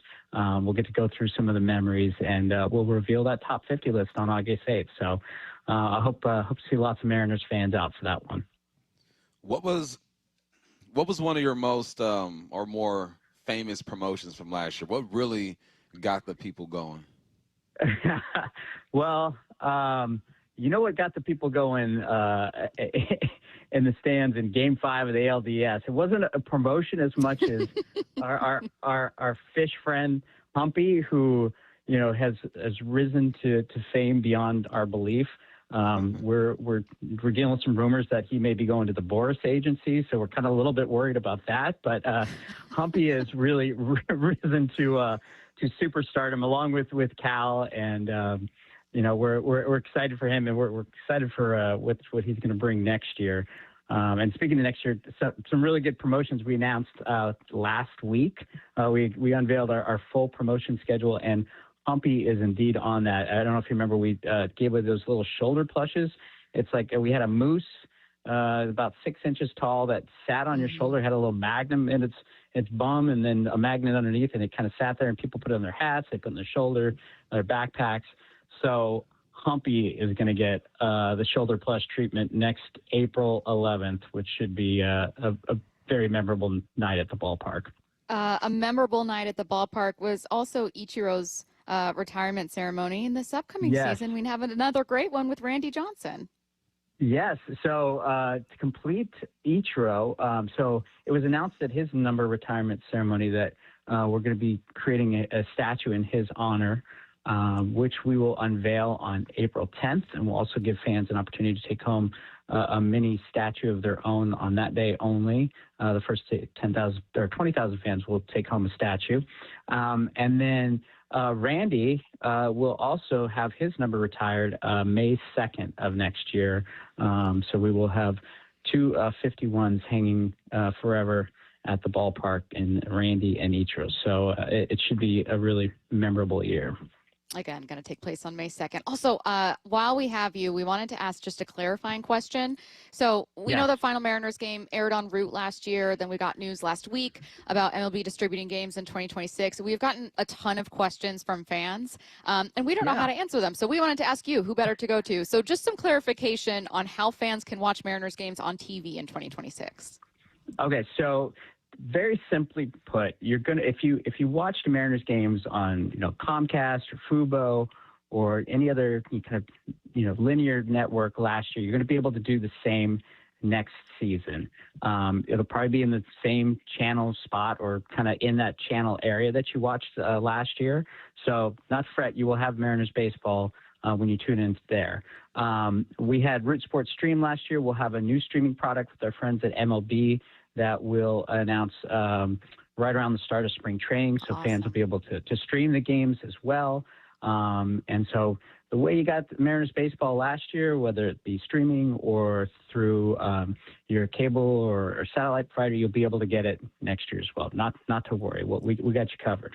Okay, or fantastic. You know what? Better yet, just listen to it on the radio, right? You listen to Seattle Gary, Sports. You listen to Rick. Yeah, we listen to you guys. That kind of clears up all the confusion. You guys make sure you get the MLB app, Mariners, and the Seattle Sports Yes. app. Once again, you guys, if anyone's asking more about the voting, it's mariners.com/50 for 50, obviously. A big anniversary, a very important anniversary coming up in 2026. And we cannot wait to attend not only every game, but these really, really special events that you guys put so much thought and work into. And Bump and I were just kind of talking off air before we even got you on, Greg, about how fun it must be with like, it's almost like the 2025 season brings a whole new batch of content and and ideas and stories, and it's incredible. Yeah. I mean, it's the World Cup's coming to town, so we got some things going on with the World Cup. We're going to give away a Mariners soccer jersey. We got 50 seasons, and we got Randy. It's just going to be a really special. Ichiro statue is going to be unveiled, and we still have a few more big announcements to come as well. So I'm excited for what's ahead, and there's a couple other things I think the fans are really going to be excited about in 2026. Senior Vice President of Marketing and Communications, it's Greg Green. Thanks, Greg. Happy Thanksgiving. Thanks, Greg. Happy Thanksgiving. Take care. See ya. The Huddle coming your way next. It's Seattle Sports Mariners Thanksgiving. Holy smokes! All day today, 1 hour of every show is dedicated to the Mariners, their incredible ride this season. A season-saving diving catch by Victor Robles. And the bright future ahead. Naylor slides into second. He's got it. Nothing says Happy Thanksgiving like Thanksgiving with the AL West champion Mariners. And they got it. Wow! Julio, a tremendous catch slamming into the wall. And Seattle Sports. It's comedian Tom Segura at Emerald Queen Casino Event Center with an encore performance Saturday night, November 29th. I want to be that type of old. It's an old where you get yelled at for saying you want to be helpful. Like when an old person's like, I'll take out the trash. Someone's like, are you out of your mind? Your spinal snapped. Sit down. Tickets at emeraldqueen.com. Tom Segura's Come Together Tour, November 29th at Emerald Queen Casino, the entertainment capital of the Northwest. 21 and older. Need gambling help? Call 800-547-6133 or visit emeraldqueen.com. Hi, I'm John Ray, your friend and jeweler at Shane Company. When you buy an engagement ring or fine jewelry gift from Shane Company, you get more than what you paid for. Our jewelry comes with our all-inclusive free lifetime warranty. It covers everything. There's no fine print. You'll get unlimited cleanings, resizings, and repairs. Plus, it even protects your engagement ring's center stone. We stand behind the quality of our jewelry, and that's our gift to you this holiday. Peace of mind. Because a friend knows the best things in life are free. Shane Company, your friend and jeweler. Tired of hearing scary radio ads about the IRS? Tax Relief Advocates is different. TRA is here to tell you that if you owe money to the IRS, whether it's $5,000 or $500,000, we have a solution. TRA can eliminate or reduce what you owe to the IRS with zero risk to you. We have over 1,000 5-star reviews on Google and an A+ with a BBB. End your tax nightmare today by visiting TRA.com. Or call 800-583-6681. That's 800-583-6681. This is the story of the one. As a custodial supervisor at a high school, he knows that during cold and flu season, germs spread fast. It's why he partners with Grainger to stay fully stocked on the products and supplies he needs, from tissues to disinfectants to floor scrubbers. All so that he can help students, staff, and teachers stay healthy and focused. Call 1-800-GRAINGER, click Grainger.com, or just stop by. Grainger, for the ones who get it done. Hi, I'm Justin Shirley. We offer 0 down, 0 interest, and 0 payments for 24 months on new roofs. Call 866-ROOF-ROOF now. State Roofing and Exteriors, held to a higher standard since 1968. Just how good is Pure Talk's current deal for unlimited wireless? Well, you might say it's the deal of your lifetime. Because right now, for just $29.95 a month, Pure Talk is offering unlimited talk, text, and data for life. Not your phone's life, your life. This is Pure Talk's top-tier plan. It comes with a crazy fast 5G network along with a 30-gig hotspot. And at just $29.95 a month, there has never been a better opportunity to lock in a ridiculously low rate for as long as you live. And save thousands and thousands of dollars along the way. This plan is normally $65 a month, but if you switch today, you will save over 50% every single month for the rest of your life. See what I mean? It really is the deal of your lifetime. Dial pound 250, say micro. Offer ends 12/7. Some restrictions apply. Details at puretalk.com. The birth of the American supercar is now open at America's Car Museum. Curated by Steve Saleen, it's a high-octane journey through muscle, speed, and rare supercars, plus racing simulators, great food, and family fun. Visit americascarmuseum.org. If you've been waiting to try learning a new language with Babbel, now is the time. Black Friday has come early this year. Babbel's biggest sale is happening now. Unlock all of the languages on Babbel with a lifetime subscription at our best price of the year, which means a small investment for all your big adventures. Babbel's bite-sized lessons fit easily into your daily routine and are easy to remember. Plus, Babbel teaches you relevant words and phrases so you can start speaking with confidence in as little as 3 weeks. And with a lifetime access to all of Babbel's languages, lessons, podcasts, and cultural insights, just imagine what you can do, or rather, where you could go. So if you've been putting off booking that pastry pilgrimage to France for fear of mispronouncing croissant, take advantage of Babbel's biggest sale of the season. Where will Babbel take you? Find out at Babbel.com. But hurry, this offer ends November 30th. Get Babbel's lifetime access for less for a limited time at Babbel.com. That's BABBEL.com. This is Chris Davis with the Davis Law Group. Did you know that a pedestrian does not have to be crossing the street on a marked crosswalk to have a successful legal claim against the driver? Pedestrians can even be partially at fault for a collision and still have a valuable claim.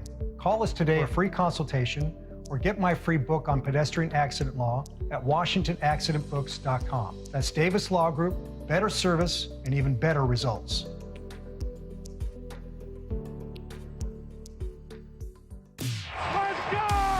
This is Seattle Sports. Streaming through the Seattle Sports app. KIRO AM Seattle. KIRO FM HD2 Tacoma. Home of the Seahawks, Mariners, and everything Seattle sports. This is The Huddle. The handoff inside. He's Charbonnet. He's going to go. Touchdown, Seahawks. Exclusively on Seattle Sports on 710, Seattle Sports on YouTube, and the Seattle Sports app with hosts Michael Bumpus, Stacy Ross, and Dave Wyman. Time to go inside The Huddle. The Seahawks are 8-3, getting ready for a Week 13 matchup against the Vikings here in Seattle. To help you get ready, we've got a 2-hour preview, and we're going to start by looking back for just a little bit. A win for Seattle over the Tennessee Titans. Wyman, this one a bit closer than you expected? Yeah, I mean, I think it just brought back to mind that every team is good in the NFL. I thought, somebody was saying, because I said, I have a new opinion of Cam Ward, like a higher opinion, but but what does that say about our defense? So I don't know. I mean, to me, I'm going to be watching him and see if he is that effective as probably one of his better games. Mm-hmm. But I was the thing that just, and I can't wait to talk to Big Ray, but the offensive line, it looked like their mission was to just every play hit Jeffrey Simmons. And somebody did that on almost every single play. And I thought the offensive line played really well. And then, Patrick O'Connell played really well. So, I mean, the backups on defense are really stepping up, and you're missing some guys there. So that's part of it. It was a little bit sloppy, though. I mean, the penalties, they had a couple of times in the second quarter where they got a penalty and had to settle for a field goal instead of a touchdown. And then same thing on defense. There was a touchdown scored after a penalty. So, yeah, I mean, I was a little bit sloppy, and I think there's a lot of coachable moments. Bump, it was a little bit sloppy, probably not the game they wanted, but no turnovers. One thing the three of us said we hope would happen in Week 12. Yeah, together ball. There were some throws that could have been picked off. One was deep. He got hit. The DB just dropped the football. Mm-hmm. Another one was to A.J. Barnett. Really hit him in the hands and the helmet and pops up. Then the other one was to K9. That was the one that I felt like should have been intercepted. Yeah, the back shoulder. Yeah, it was. That should have been to the house.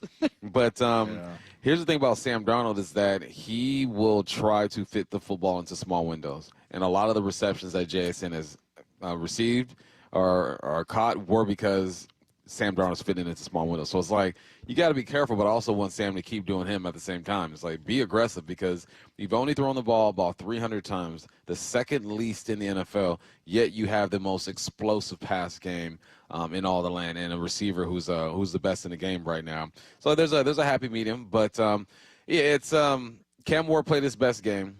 And at the same time, I want to second what Dave said. That offensive line looked good. So there's some positives to take away from it. But there are always coachable moments in every football game. There's no such thing as a perfect game. What do you think is one of those coachable moments, Dave? Or maybe something sticking with you after where you thought, I would assume they fixed this, but I was thinking about it. Yeah, I don't know. I mean, I guess urgency. There was lack of urgency a couple of times on defense, and then just cleaning things up as far as, like I said, the penalties and Four false starts. Yeah. I'm sure that Mike is going to get that fixed, because we did, as Bob mentioned, fix the giveaway problem, and they're now dead last. Or no, actually, Minnesota is dead last in giveaways, not in turnover ratio. Really? But they have 21, we have 20. So, and that's not a good thing. Yeah. So, but we're number 2 now. Yeah. Or number 31. Yeah. Let's separate the gap even more this weekend. But yeah, I mean, I think that's a cool thing that happened, though, that they fixed it. Because we were talking about last week is because Mike McDonald even said, he goes, well, what am I supposed to tell the guys? Stop turning the ball over? Right. What kind of coaching is that? Yeah. And so, but it was a point of emphasis, and they fixed that. And maybe this week it'll be penalties and just not being sloppy. It was kind of like the Houston game. I thought they got the win, but a little bit sloppy. Houston's playing really well right now. They are. Yeah, but I mean, it was kind of a similar game flow, I thought. Let's talk a bit about Sam Darnold, because I think in addition to the three of us watching certain things on the field, something that everyone will be talking about in this one is obviously Sam Darnold facing his former team. And I don't think there's bad blood. Brian Flores spoke glowingly about him at press conferences this week. But, Bob, I'll start with you. You said, look, the turnovers, I'm sure Sam would love to cut back on. And Dave was nodding along. But there is a risk, you assume, with a quarterback who's willing to take some of those shots. Like, you can't have this explosive pass game without some of the warts that are going to come along with it naturally. Yeah, a pass play is not a high percentage play. So a high percentage play is a play that has a good chance of being successful. A run play is a high percentage play because you can avoid a lot more damage that way. So when you do throw the football, you just put it at risk. That is part of the game. So it's up to your quarterback to make the right decisions, your offensive coordinator to create a game plan that gets guys open, and then players got to make plays. Jason has to make a 50-50 catch. A.J. Barner has to make a play. It's that's just part of competition. That's part of football, man, and it's worked for them so far. So why would you deviate from what you've been doing? Wyman, when you're facing a team that you have some kind of history with, like, do you think Sam thinks about it? Yeah, a little bit, I'm sure. And, I always had a little bit of an edge when we played the Seahawks when I went to Denver. So I've told this story before, but I got 2 game balls against both the Seahawk matchups. And the coach goes, you can play good against other teams, too. but yeah, I mean, there is something there. But I don't know that, like, Sam Darnold has an axe to grind or anything with Minnesota, but yeah, it might be, just a little bit something. But once you get into the game, I mean, it's just business as usual. And and I think like Bump said, there was a few throws from Sam in harm's way, but still, I mean, that's kind of how he's made his living, trying to make those tight windows. We'll hear from Sam Darnold later today. Coming up next, let's get defensive with Boye Mafe. JSN's a superstar. Wyman and Bob. JSN is a star. 8 catches, 167 yards, 2 touchdowns. Every afternoon at 2. He plays a little game with the acceleration. He'll choke it down a little bit, and the DB can only react to him. Then, at some point, he accelerates. And so that's where he gets just that little, what he's doing, Bob, is he's chasing edges. That's what that means. That's exactly what that means. Only on Seattle Sports and Seattle Sports on YouTube.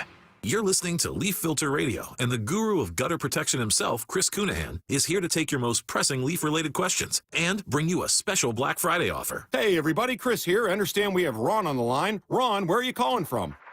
Uh-oh. Ron, are you calling from a ladder? Well, I was. I wanted to ask Chris what I need to do to get my gutters ready to have leaf filter installed. Oh, Ron, you don't have to do anything. A Leaf Filter Trusted Pro will come out and clean out your gutters, realign and seal your gutters, and install Leaf Filter, America's #1 gutter protection system. So I didn't need to get on this ladder? Ron, Leaf Filter Trusted Pros are in your neighborhood and ready to help. Just visit leaffilter.com/deal to schedule your free gutter inspection and get up to 30% off. Thank goodness.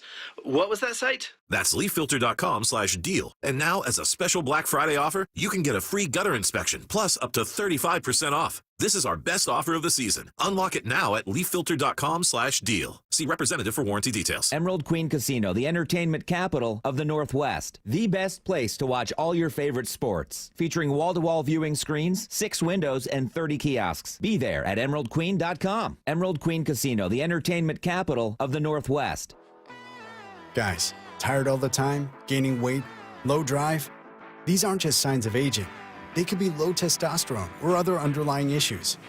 Right now, Revive Men's Health Washington is making it easier to get answers with a comprehensive wellness panel.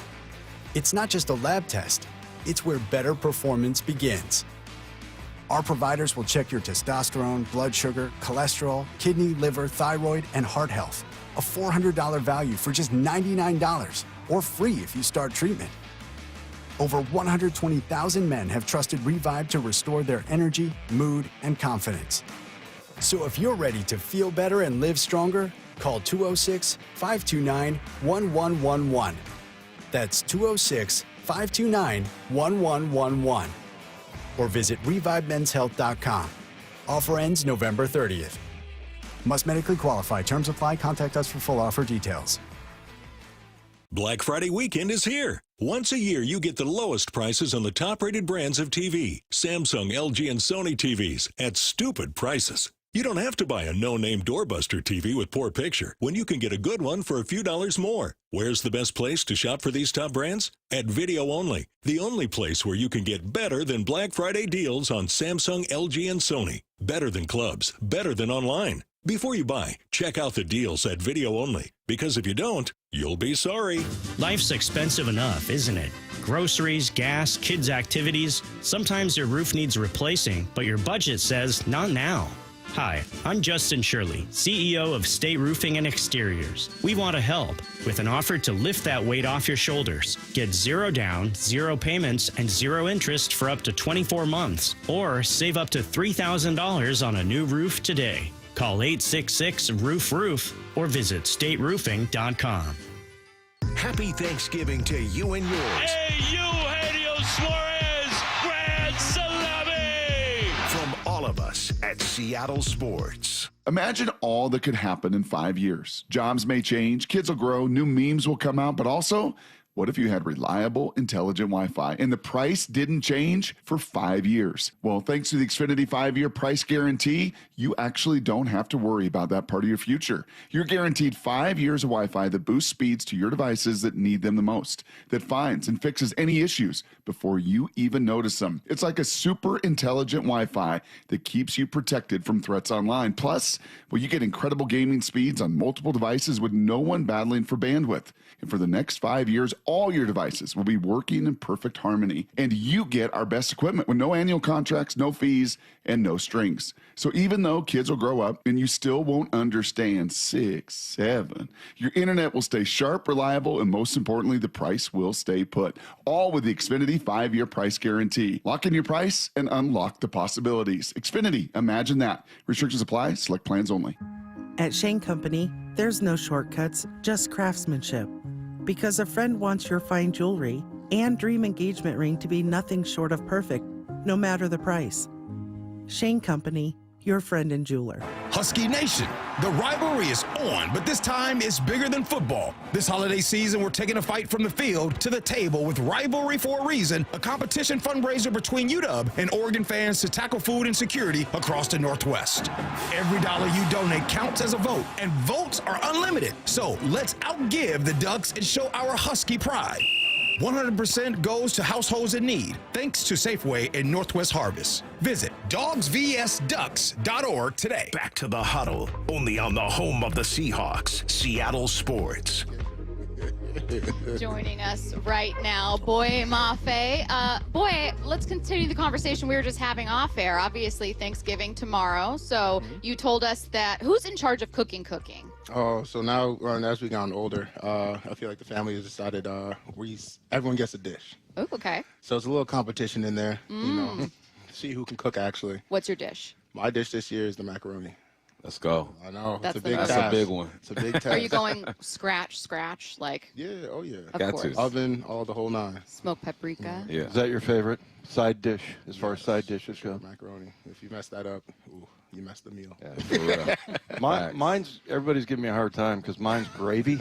Gravy. I mean, I know you can't just Thank you. eat gravy That's what I'm alone, saying. but like you have to have it for the mashed potatoes For and the sure, turkey. for sure. That is people, you know what I'm saying? It's more than mashed potatoes. It goes on the mashed potatoes and the turkey, you know what I'm saying, all together. There you go. I'm not with that, Dave. No. That is Like, we get what you were doing. It's kind of like if you were on an island and you had to bring 3 things, you're like, well, you don't want to forget the gravy. Yeah. But just power ranking sides. We got into an argument yesterday because stuffing was my number 1. Okay. Ain't bad. Mine was mac and cheese all day. All day. I lost that battle. You want to talk football? Yeah, let's talk let's about do it. football. Try to kind of walk through, because I think fans, they think about the game one way, and you guys obviously think about it differently. And Bump knows this, that you guys aren't looking at where they're ranked or sometimes not even what their record is, right? For sure. I mean, you're looking at things, and then a lot of times players don't even know who they're playing the next week because you're just so focused in, right? 100%. So, you know, as far as that game, you know, a lot of people were saying, oh, they should have beat them by more, but it's an NFL team, man. The Tennessee Titans. So what did you guys do that was good and that you were proud of, and then what are some of the things that you need to work on? 100%. You know, it's any given Sunday. You know, it doesn't matter who you are. It doesn't matter what team you're playing. You know, you can't look at records and what's going on. You got to understand that you have a mission. And every week this is who we're working on this week. So for those next 7 days, that's your mission. Everything else outside of that doesn't matter. But going into the game, obviously, you know, we started out hot. We got a good lead early in the game, and no matter what things happen throughout the game, you know, people going down, injuries, whatever's happening, you always have the mentality, especially us now, we have that mentality of next man up mentality, and we don't miss a beat. It doesn't matter when you come in or what you got to do, but when we get on the field, you have to maintain that. And, you know, things happen throughout the game. Doesn't matter. We don't blink an eye, though, and that's one thing I love about this team is there is none of that, how do I describe it? No matter what happens in the game, we just look at each other and be like, all right, it's time to reload. It's time to go back out there. It's time to go play this game. Right.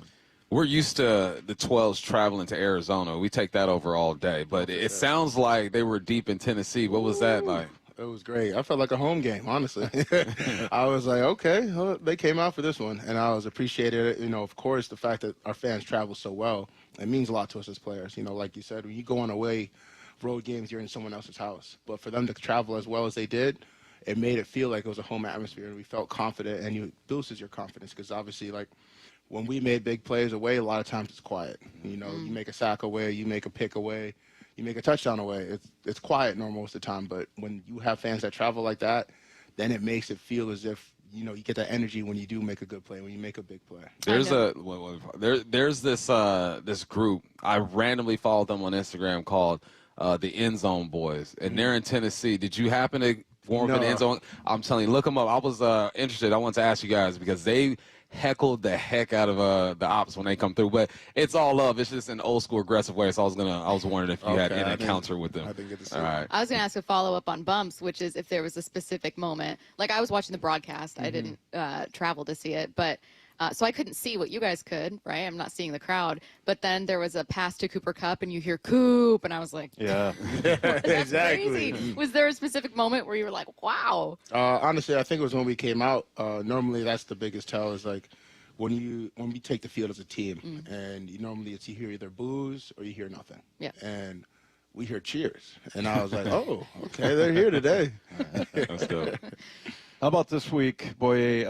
You know, the one kid, Brosmer, kind of hard to get like film on him. I mean, he played in the preseason, and it's a possibility with him. And then you got J.J. McCarthy. So is there a lot of different game plan, or is it pretty much just the same? It's like whoever the next guy is in there, or do you look at and say, hey, I can get this guy, you know, with this kind of move, or I feel like that? Going into this one, obviously, like you said, there's not a lot of film on him. So for us, the biggest thing is to understand what the team likes to do and what their operation is. So just making sure we tighten up our screws and understand there are going to be wrinkles. There's going to be something different that we unscouted looks because it's a new quarterback, a new system.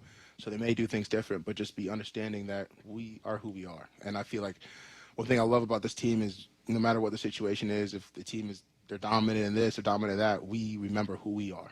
and we know who we are on defense, and we have that identity, and it doesn't matter who you put in front of us. You could put all-pro team, you could put high school team. We're going to play the same way that we always do. I probably already know the answer to this question, but Sam Darnold, playing the Vikings, I'm sure he's making no big deal about playing against his former team. For sure. The mentality is always, next game, next opportunity. And I feel like for him, obviously there's a little bit on the behind the scenes that we may not know of that he has about it, but I'm excited about it. I'm excited to see what he does, and it's going to be a show on Sunday. Yep. Wouldn't it be funny if Boye was like, no, Sam's been talking trash.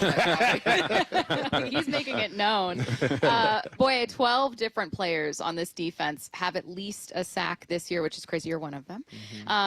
And 17 have registered at least half a sack or more. So I'm trying to figure out how to ask this question. What's like the secret sauce? You guys have so much production. It's not just, like one single person doing everything, which is actually a good thing. It's anyone can get it. So what's working here? I feel like it's, like I said, it's the bottom mentality. And guys understand, like, if you have a blitz or if you have a timing up, whatever it is, it's, this is my shot. And guys are trusting in each other.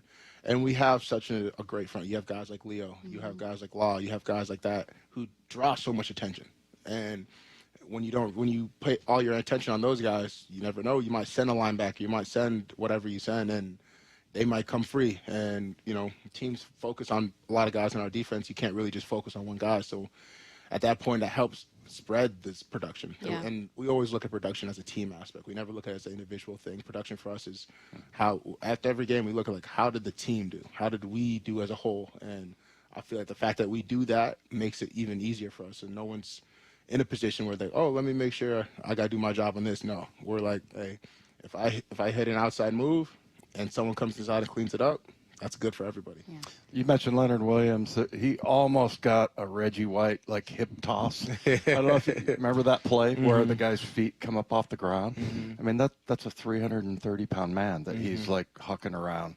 What do you see? Is there every once in a while, like, a guy like Spoon or sometimes, yourself where you're like, wow, that was an unbelievable play? For sure, all the time. And that's one thing I've come to realize, honestly, with this team is that we have guys everywhere. And if it's coming from the top of the safety room, it's coming from the D-line room, it's coming from the linebacker room, DBs all around, and you'll see those plays all around. And it's kind of interesting. Like, one thing that you don't realize is, as a fan, you don't see it, is like the amount of speed and the amount of players we have. We have players like Reek who can chase down a player for 50 yards and make the tackle.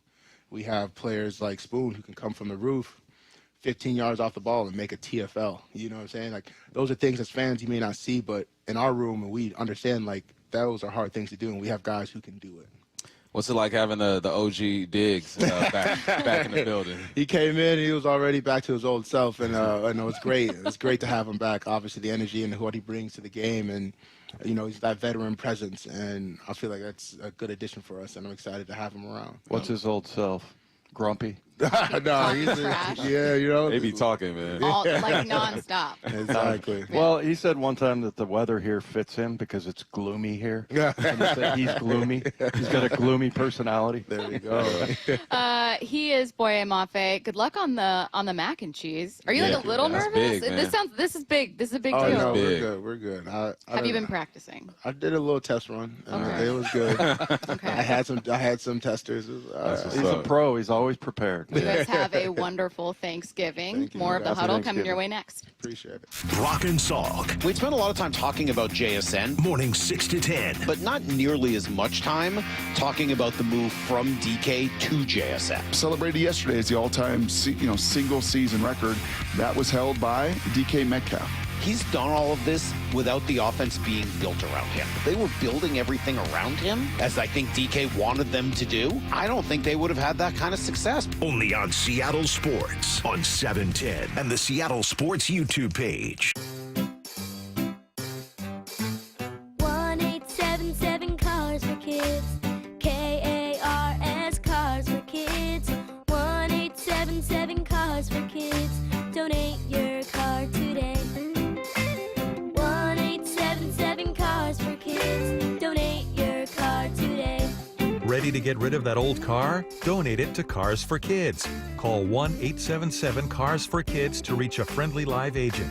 Donation's super easy, and your car can be picked up as soon as tomorrow. Call us now, 1-877-CARS-FOR-KIDS. That's Cars with a K to donate your car today. 1-877-CARS-FOR-KIDS. K-A-R-S, Cars for Kids. 1-877-CARS-FOR-KIDS. Donate your car today.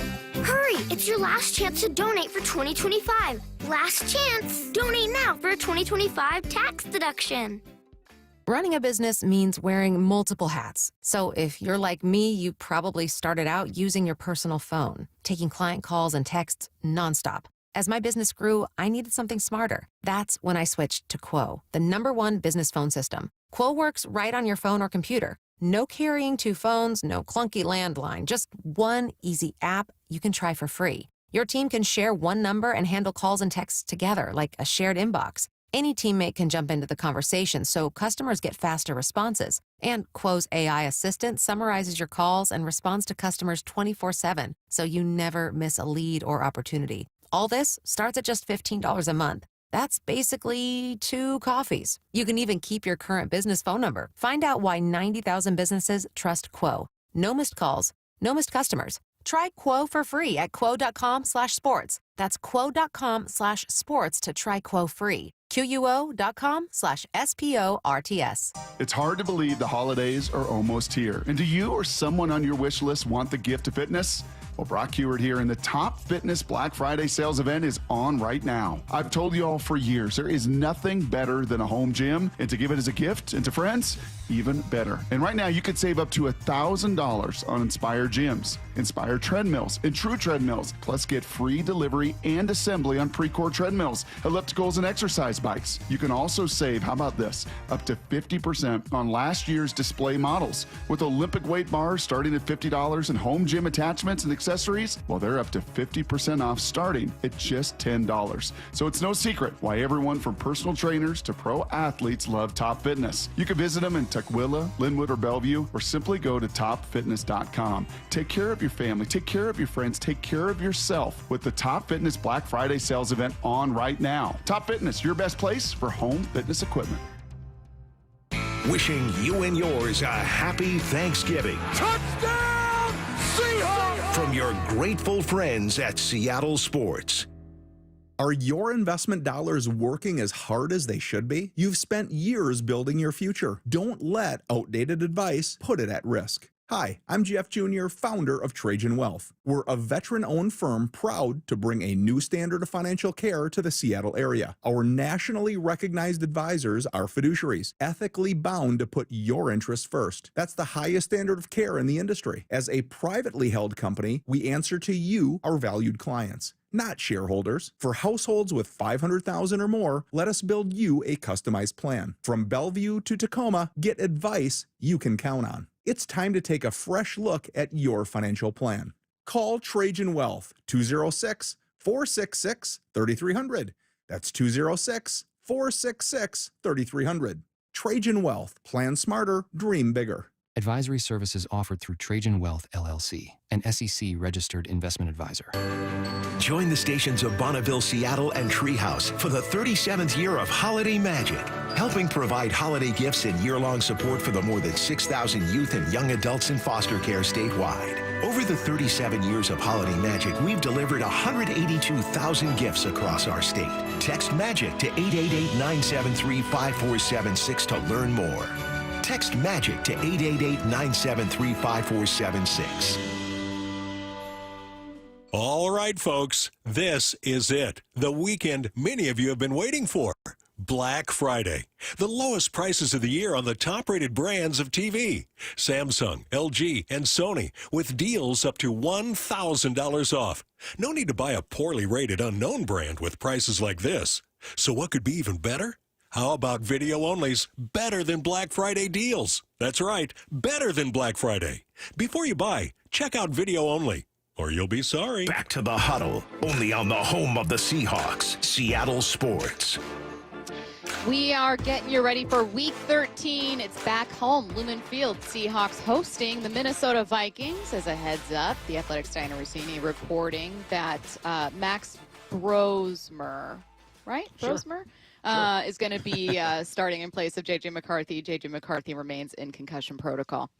So we started talking defense with Boye Mafe joining us, and we're going to continue talking defense with Quentin Bohanna, who's joining us in just a moment.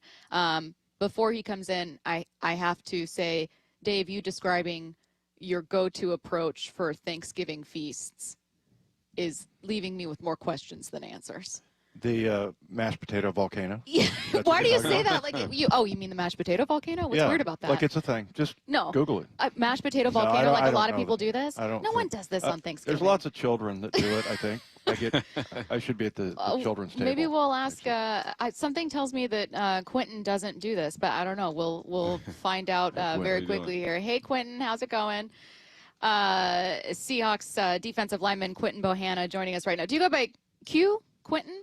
Q or Bo? Q. Okay, I'm going to go Q. Okay. We were just talking about Thanksgiving, obviously.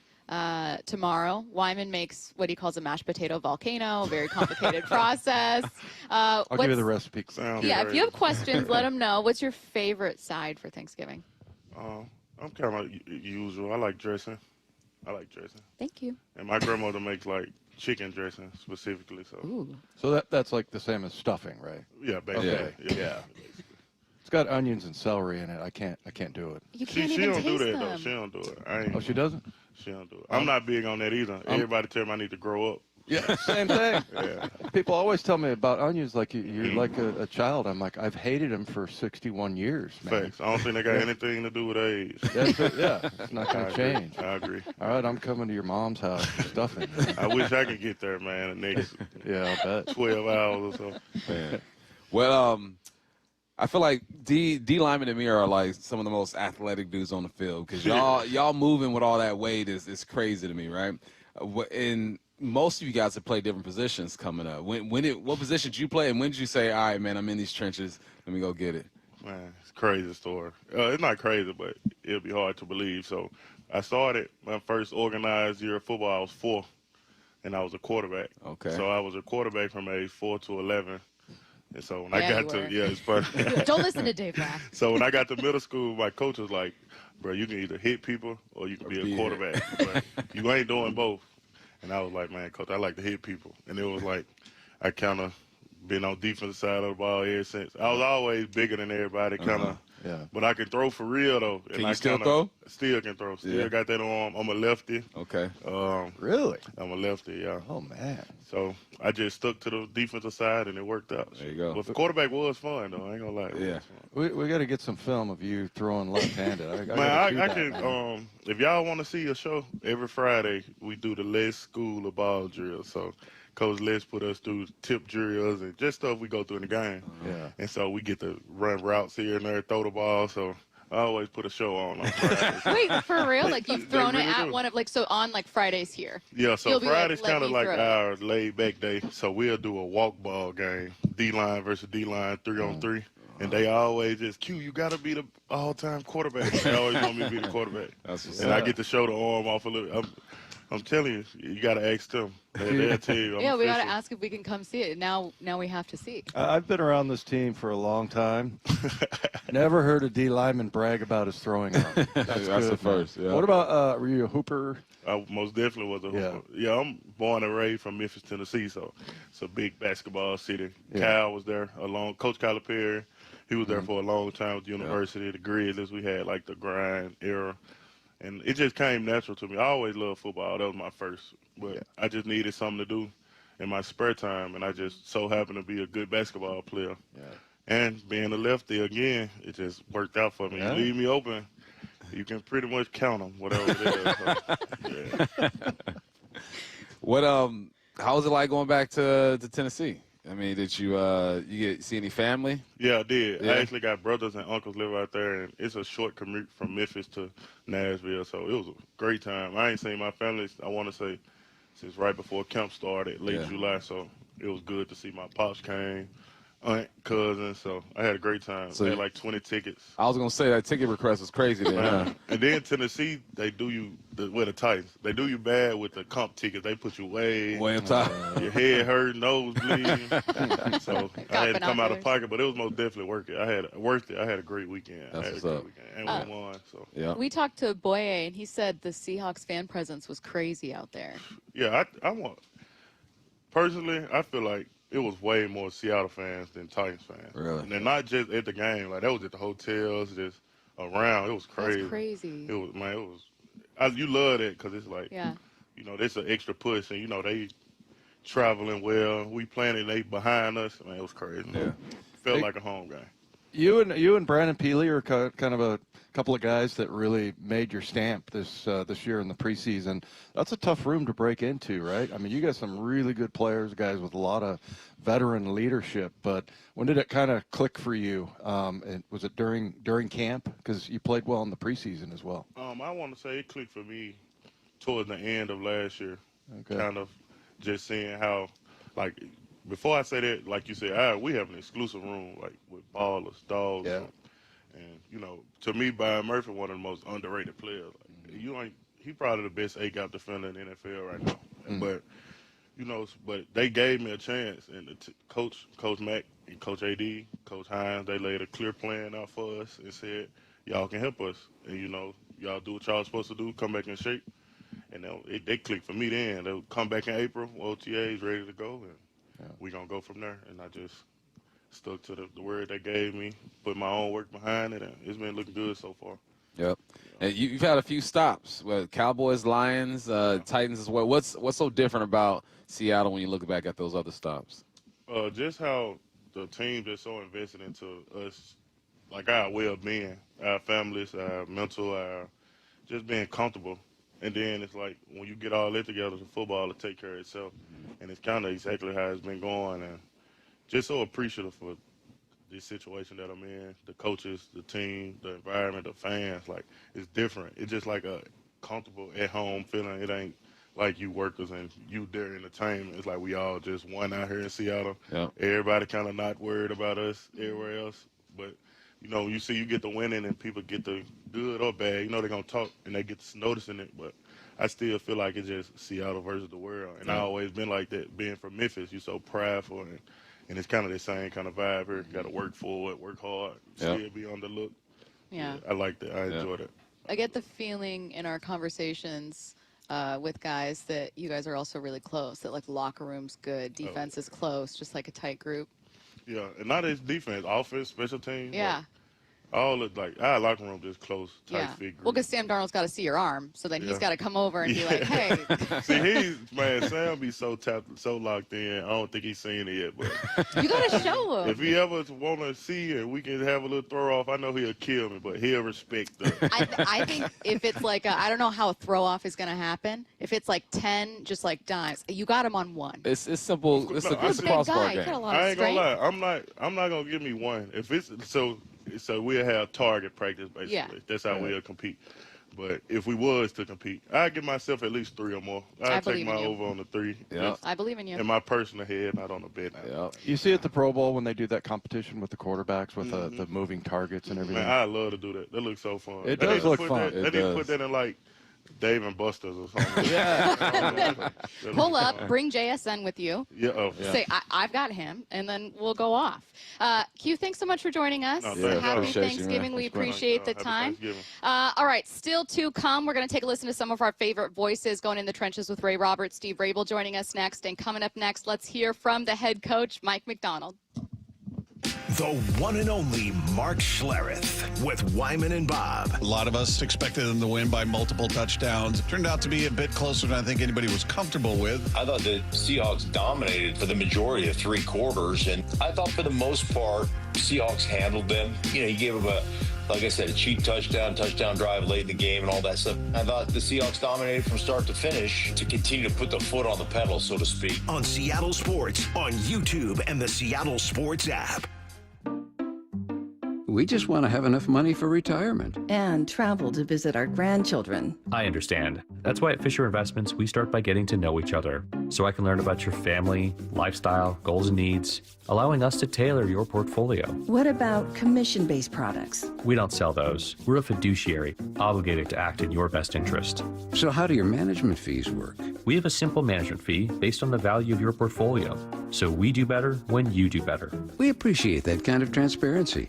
We also check in with you regularly to keep you up to date on the markets and your portfolio. Well, what other services do you offer? As a client, you have access to resources on investing, financial planning, estate planning, Social Security, Medicare, and more. Wow, sounds like Fisher Investments has everything we need. At Fisher Investments, we're clearly different. Learn more at FisherInvestments.com. Investing in securities involves the risk of loss.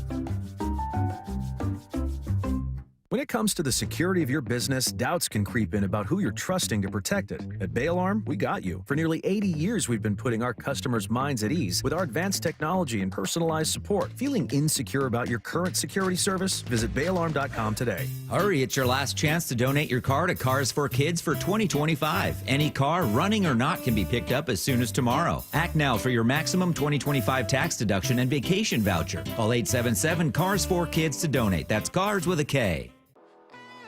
Guys, tired all the time, gaining weight, low drive? These aren't just signs of aging. They could be low testosterone or other underlying issues. Right now, Revive Men's Health Washington is making it easier to get answers with a comprehensive wellness panel. It's not just a lab test, it's where better performance begins.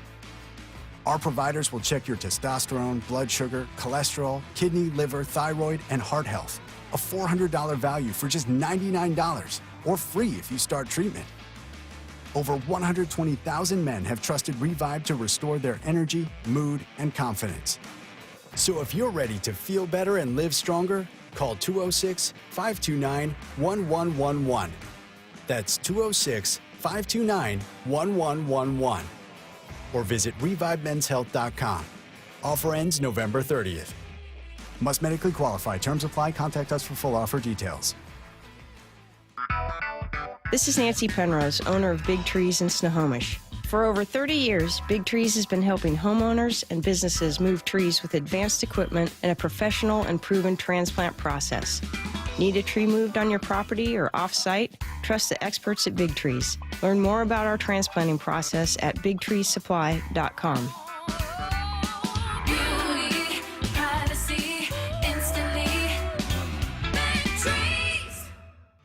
A 15-year-old girl who chewed through a rope to escape a serial killer. I used my front teeth to saw on the rope in my mouth.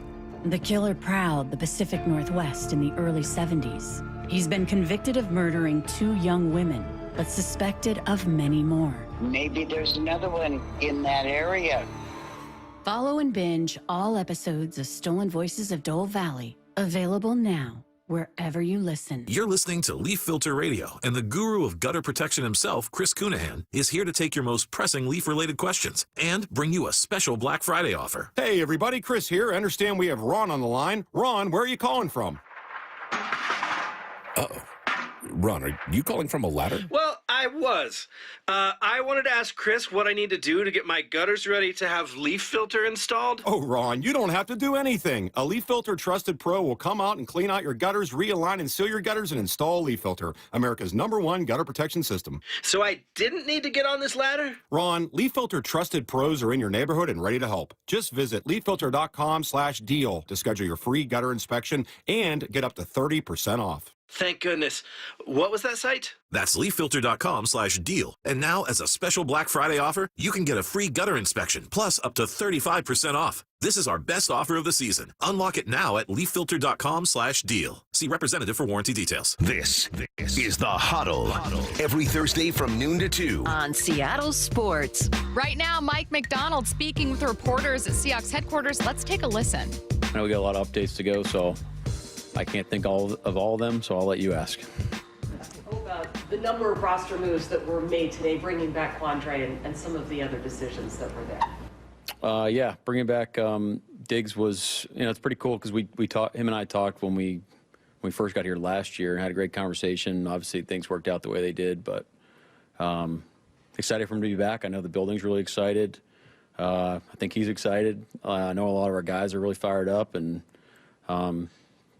yeah, so we'll just see how it goes. But we're just doing a walkthrough, and he's spitting out calls, and we'll see how it shakes out. But excited to see him practice today. Is there enough overlap with what he was doing with Denard and? Yeah, I think so. I think so. Yeah, you're looking at a similar thing with EJ last year, and I mean he's been, been doing a while at a high level. So we're not doing anything he's never heard of. Because he's played so recently, last couple of weeks, does that make it less of a ramp-up period for him? Yeah, I kind of put it in the bucket like that he has been playing. If we were just to acquire him in a different, different fashion, that's how I'm looking at it. So how's Julian Love and Ty Okada doing then? Yeah, so Ty's, we're day by day with Ty. Not going to practice today. We'll see tomorrow. Julian's still in the same process we're talking about, so he's not going to practice. He's not going to practice this week. He's not going to play. So. Cam Akers, bringing him in, and with George obviously going on IR. Yeah, just a lot of respect for Cam. We have a lot of relationships with him, from prior stops. System familiar to ours, so expect him to step right in and do a great job. Eric Salbert, is he in the same position as Julian, who's not going to practice this week? As of now, yeah. When you first met with Quandre, what did you like about how his football acumen and skill fit in with your system? Well, he wasn't in town. We talked on the phone. The conversation was really just about, it's funny, you go back and think about where my mind was in that moment. There's a lot going on, and I don't think we had it as dialed in terms of describing how we wanted to operate. So it was kind of just getting to know each other and understand where he's coming from in his career, how he wants to operate, and then same thing from my perspective too. It was a great conversation. I got a lot of respect for him. Riley Mills getting his practice window open. Yeah, I'm glad you brought that up. Told the team this morning too, and they were fired up. I mean, Riley's been working extremely hard, and he's been locked in, and I know he's been anticipating this moment for a long time, and just got to go out there and just play the game that you've been playing your whole life. It's been a minute since he's played, so but it would be great to see him out there and in uniform with a helmet on and everything. It'd be really cool. With Julian, do you have an idea? Is he going to be back this year? Is there concern that he might not be back? I expect him to be back this year. I mean, we're really, really hoping for next week is what we're shooting for. But I've been wrong before. D'Anthony Bell had to jump into that spot when Ty went down the other. How do you feel he's done both in the game Sunday and throughout the year for you, kind of that depth? Yeah, I mean, it's another. It's like I feel like we have these conversations every week with guys that get opportunities, and when we had an opportunity to get D-Bell in the building, Jeff Howard had a lot of had a history with him, and we knew what type of player he was on special teams, and he's a physical player out on defense as well. I think he's shown those things. Working to be as decisive as those guys, and he did a great job of coming in and operating without a lot of reps, which is not that easy thing to do from what we ask our safeties to do. So that was really cool. Putting Shaquille on the 53 and waving Darian Kendrick, I guess, what kind of went into that, putting Shaquille on?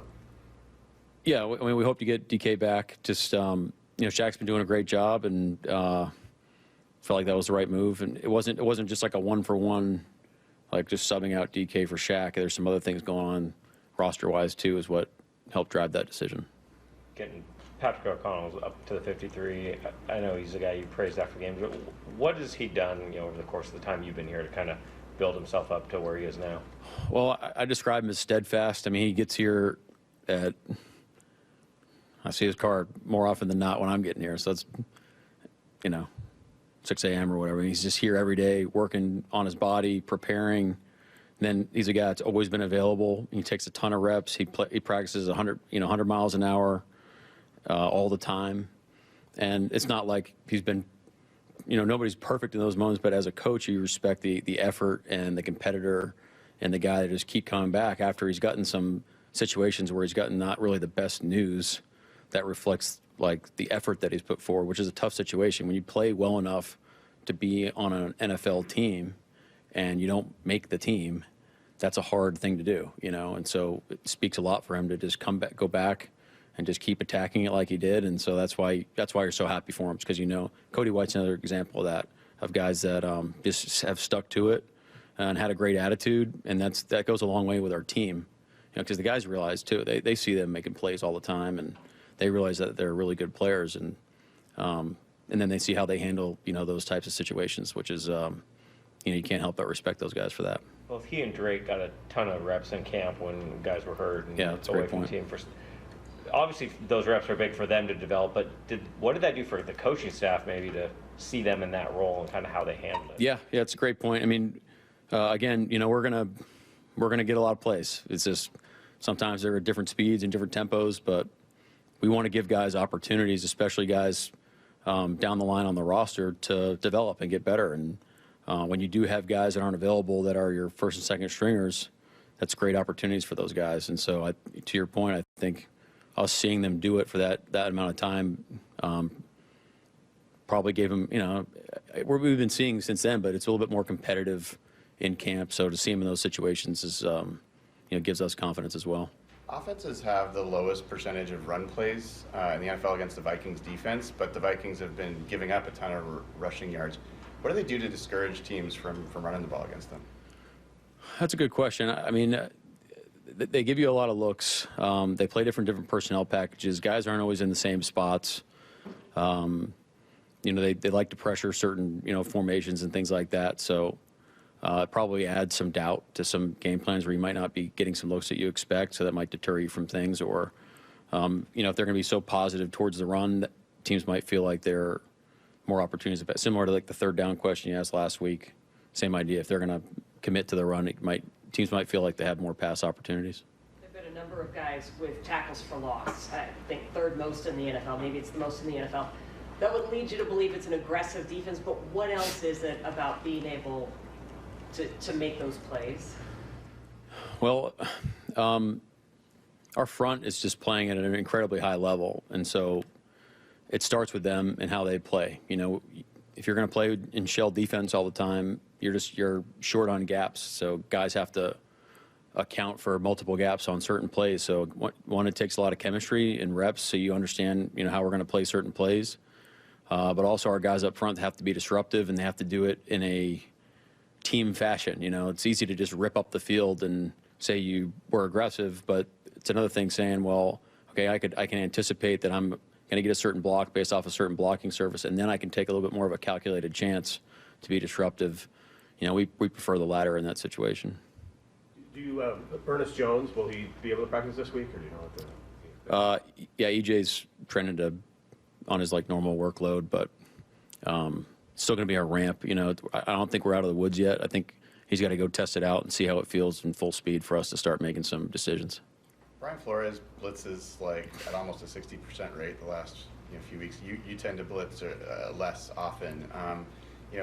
What is it about Brian Flores' defense that allows him to take these risks and not necessarily give up a lot of explosives? Well, it's methods and principles, right? It's I think they, similar to Todd Bowles' defense, is they play aggressive, they play physical, they play smart. He calls an aggressive game. So that the principles are, I like to think that we call an aggressive game. We're just not necessarily sending bodies at the problem, so the principles are there, but how they want to get it done is a little different. They do a good job of they do a good job of tackling in space, so that's going to go a long way. They're not necessarily selling the farm on every pressure, so there's normally some sort of roof on what they're doing, and it's calculated. I mean, they're running the premier looks, and they're in good calls. It means it's structured the right way and designed well, and the players are really smart where they can get in and out of certain plays, I'm assuming, is what's going on. So it's a high level operation they got going. How do you call an aggressive game without blitzing? Well, I think you can. It's like you're attacking what you feel like they're trying to do. So how you allocate people and where you put everybody and things like that. We are going in the trenches with Ray Roberts next. JSN's a superstar. Wyman and Bob. JSN is a star. 8 catches, 167 yards, 2 touchdowns. Every afternoon at 2. He plays a little game with the acceleration. He'll choke it down a little bit, and the DB can only react to him. Then, at some point, he accelerates. And so that's where he gets just that little, what he's doing, Bob, is he's chasing edges. That's what that means. That's exactly what that means. Only on Seattle Sports and Seattle Sports on YouTube. For over 113 years, Pacific Lamp and Supply Company has been your #1 lighting specialist in Washington, from the Space Needle in Seattle all the way to the Riverwalk in Spokane. With the largest lighting inventory in Washington, Pacific Lamp's knowledgeable and experienced staff can assist with any lighting issue, including intricate lighting and control designs. Plus, they work with all utilities in Washington to get you the best available lighting rebates. Pacific Lamp and Supply Company, Washington's lighting experts since 1912. Visit pacificlamp.com. The Puyallup Tribe of Indians and Salish Cancer Center are excited to announce the 3rd annual Giving Hope Gala. You can help support the Giving Hope Gala December 13th at the Emerald Queen Casino Event Center and raise money for the Patient Financial Assistance Fund. The Salish Cancer Center helps anyone battling cancer, and attending this incredible event supports that cause. For tickets, sponsorship, and additional information on the Giving Hope Gala, visit puyalluptribe-nsn.gov. That's puyalluptribe-nsn.gov. If you've been waiting to try learning a new language with Babbel, now is the time. Black Friday has come early this year. Babbel's biggest sale is happening now. Unlock all of the languages on Babbel with a lifetime subscription at our best price of the year, which means a small investment for all your big adventures. Babbel's bite-sized lessons fit easily into your daily routine and are easy to remember. Plus, Babbel teaches you relevant words and phrases so you can start speaking with confidence in as little as 3 weeks. And with a lifetime access to all of Babbel's languages, lessons, podcasts, and cultural insights, just imagine what you can do, or rather, where you could go. So if you've been putting off booking that pastry pilgrimage to France for fear of mispronouncing poisson, take advantage of Babbel's biggest sale of the season. Where will Babbel take you? Find out at Babbel.com. But hurry, this offer ends November 30th.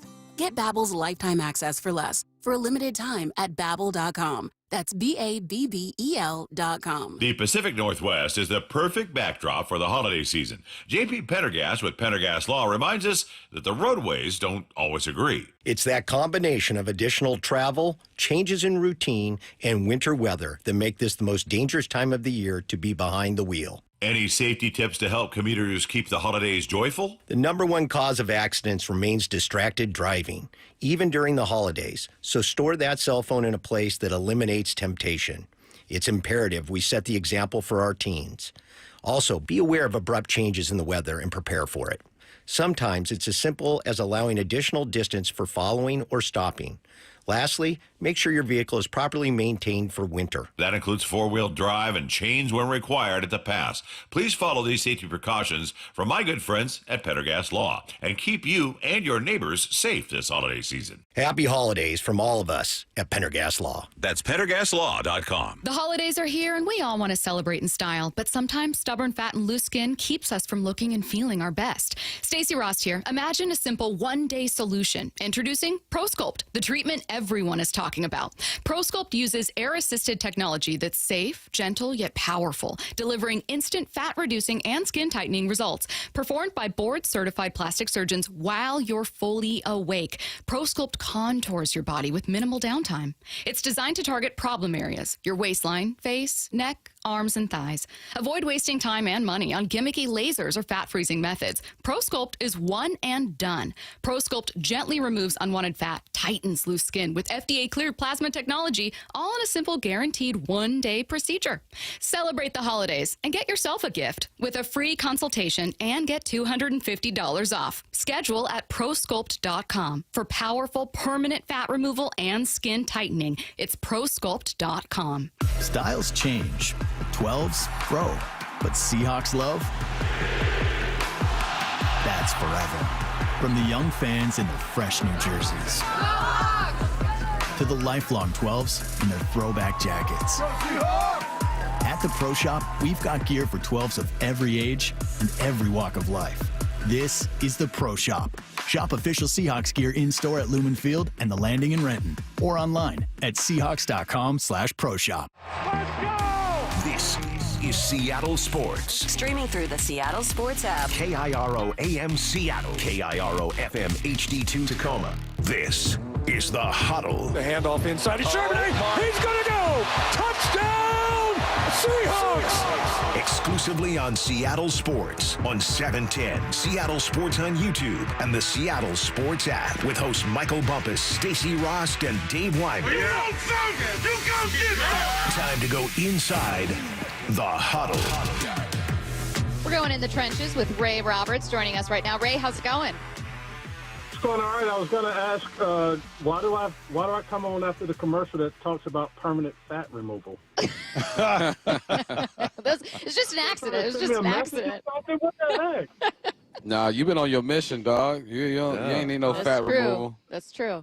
I've been trying, bro. I've been trying.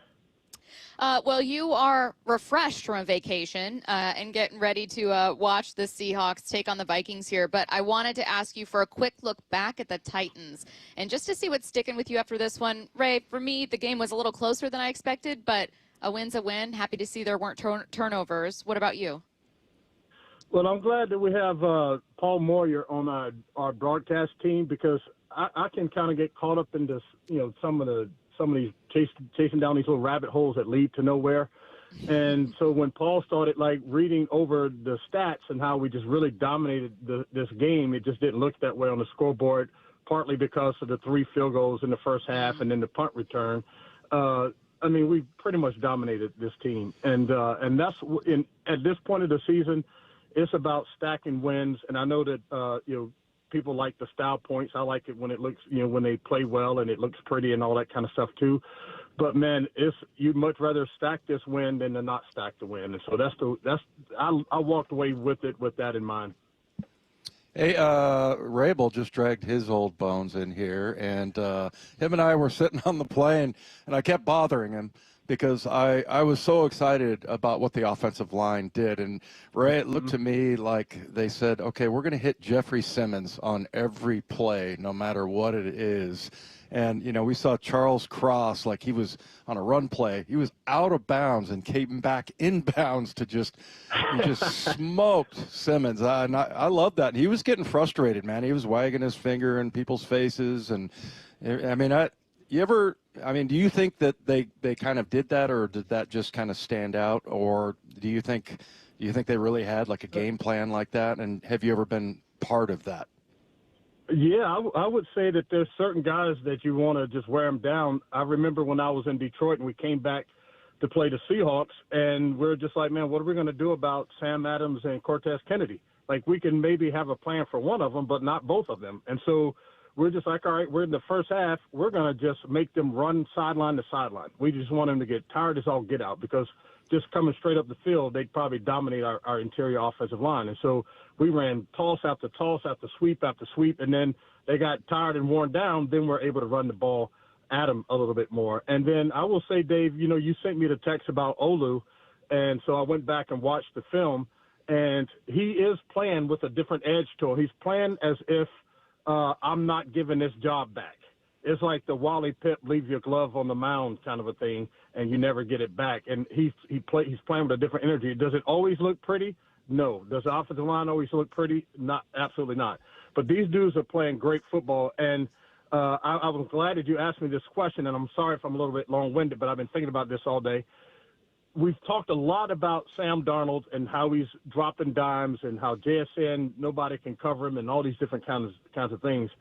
But, man, the part that we're forgetting is the offensive line is doing their thing. Like, you can look at the Pro Football Focus grades. I hate when people post that stuff because it's just a bunch of garbage, and you don't know exactly what's happening, and you try to make something out of every it would be like watching a boxer and trying to decide if he's a good boxer by every single punch that he throws. It's like, did he knock the joker out? Yeah. Okay, he won. And so that's the way I look at it. This offensive line is giving Sam time to go look to his left, look to his right, come back over the middle, and then come back to his left again to find JSN, all the way across the field. He has unbelievable space around him to throw the football. And then the running game, it may not look as pretty and like as dominant as we like, but at the end of the game, they have over 100-yard rushing. They're being really efficient. It's helping their play-action pass game. And so I think you have to give the offensive line some credit. I think Sam's only been sacked 10 times, and that's not because he's Michael Vick out there. He's standing in the pocket, making his reads and delivering the pass.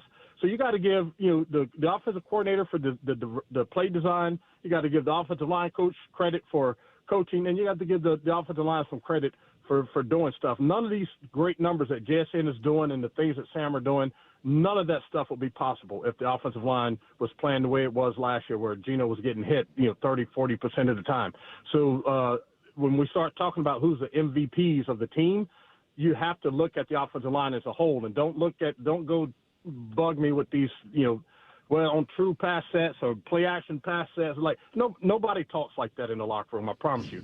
They're protecting the quarterback. The quarterback is getting time to throw the football, and he's like ripping people apart. So I want to give a big shout out to the whole operation that has to deal with the offensive line. I love that, Ray. Sometimes I post videos and someone will comment underneath with a stat that is so unnecessary, and I'm like, it's football, man. We're complicating this a little bit. Here's the weekly check-in for the run game. Mike said K9 was going to get a bit more burn last week. He had 11 carries for 71 yards. It feels like he's moving in the right direction. I just like the way he attacked the line of scrimmage this week, Ray.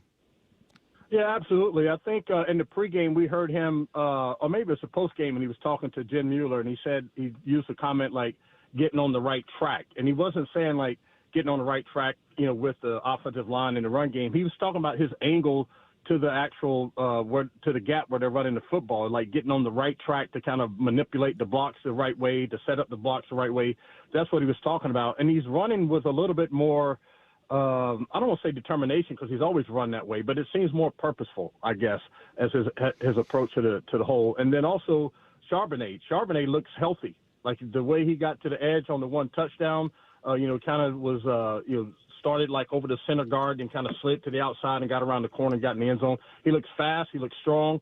And the thing I love is that they are so committed to the run game, and they've done enough damage with the run game that you have to respect the run game. When they come in with two tight ends, you got to go like, okay, they're going to try to run it. Even if you stopped it 3 or 4 or 5 times, they're still going to do it. And you have a running back in K9 who can pop it for 80 yards or 50 yards or 60 yards. You have someone like Charbonnet who can just hit you right in the mouth and run you over. So my dream of having this beautiful, just big gash run plays is probably not going to happen this year, but that doesn't mean that the running game isn't being effective and efficient, and they're getting things accomplished with it. So to kind of build off of that, is it something where it's like, they could make a few tweaks and you could see more, or is it just something where sometimes it just takes the right opponent, the right time, maybe just some growth from guys?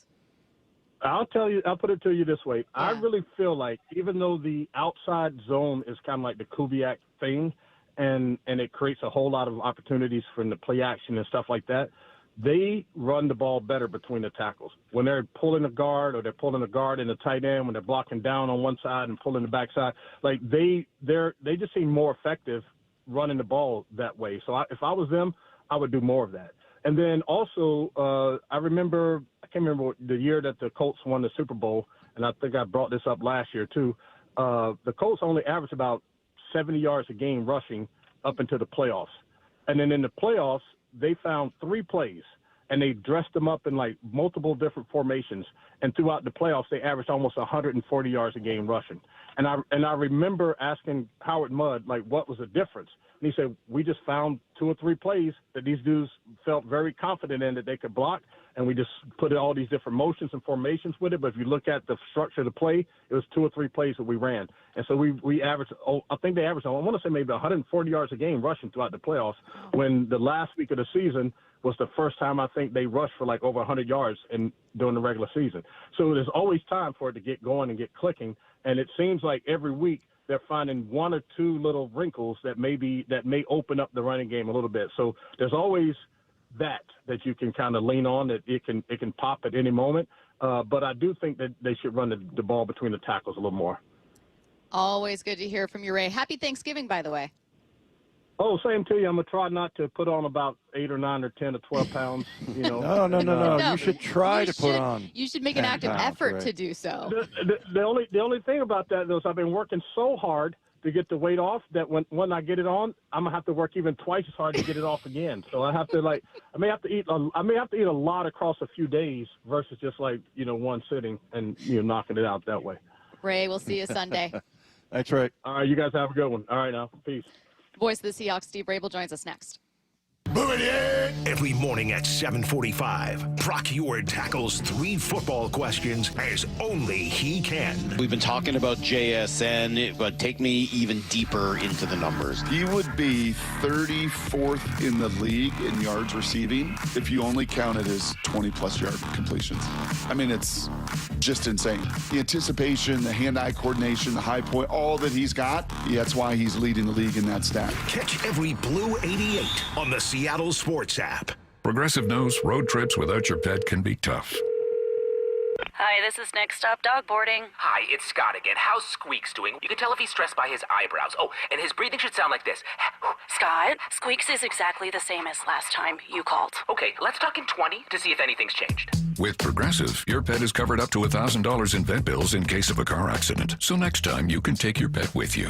Progressive Casualty Insurance Company and affiliates, not available in all states. Coverage for dogs and cats is included with the purchase of collision coverage and subject to policy terms. If you love to travel, Capital One has a rewards credit card that's perfect for you. With the Capital One Venture X card, you earn unlimited double miles on everything you buy. Plus, you get premium benefits at a collection of luxury hotels when you book on Capital One Travel. And with Venture X, you get access to over 1,000 airport lounges worldwide. Open up a world of travel possibilities with the Capital One Venture X card. What's in your wallet? Terms apply. Lounge access is subject to change. See CapitalOne.com for details. It's hard to believe the holidays are almost here. And do you or someone on your wish list want the gift of fitness?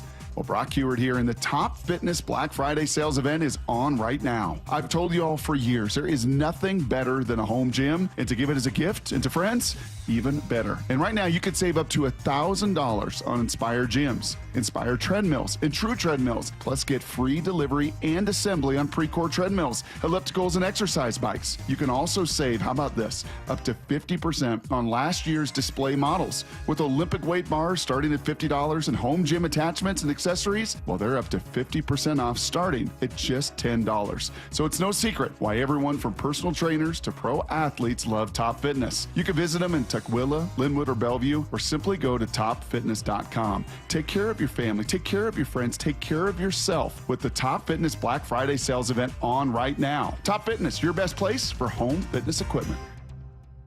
Black Friday weekend is here. Once a year, you get the lowest prices on the top-rated brands of TV, Samsung, LG, and Sony TVs at stupid prices. You don't have to buy a no-name doorbuster TV with poor picture when you can get a good one for a few dollars more. Where's the best place to shop for these top brands? At Video Only, the only place where you can get better than Black Friday deals on Samsung, LG, and Sony. Better than clubs, better than online. Before you buy, check out the deals at Video Only, because if you don't, you'll be sorry.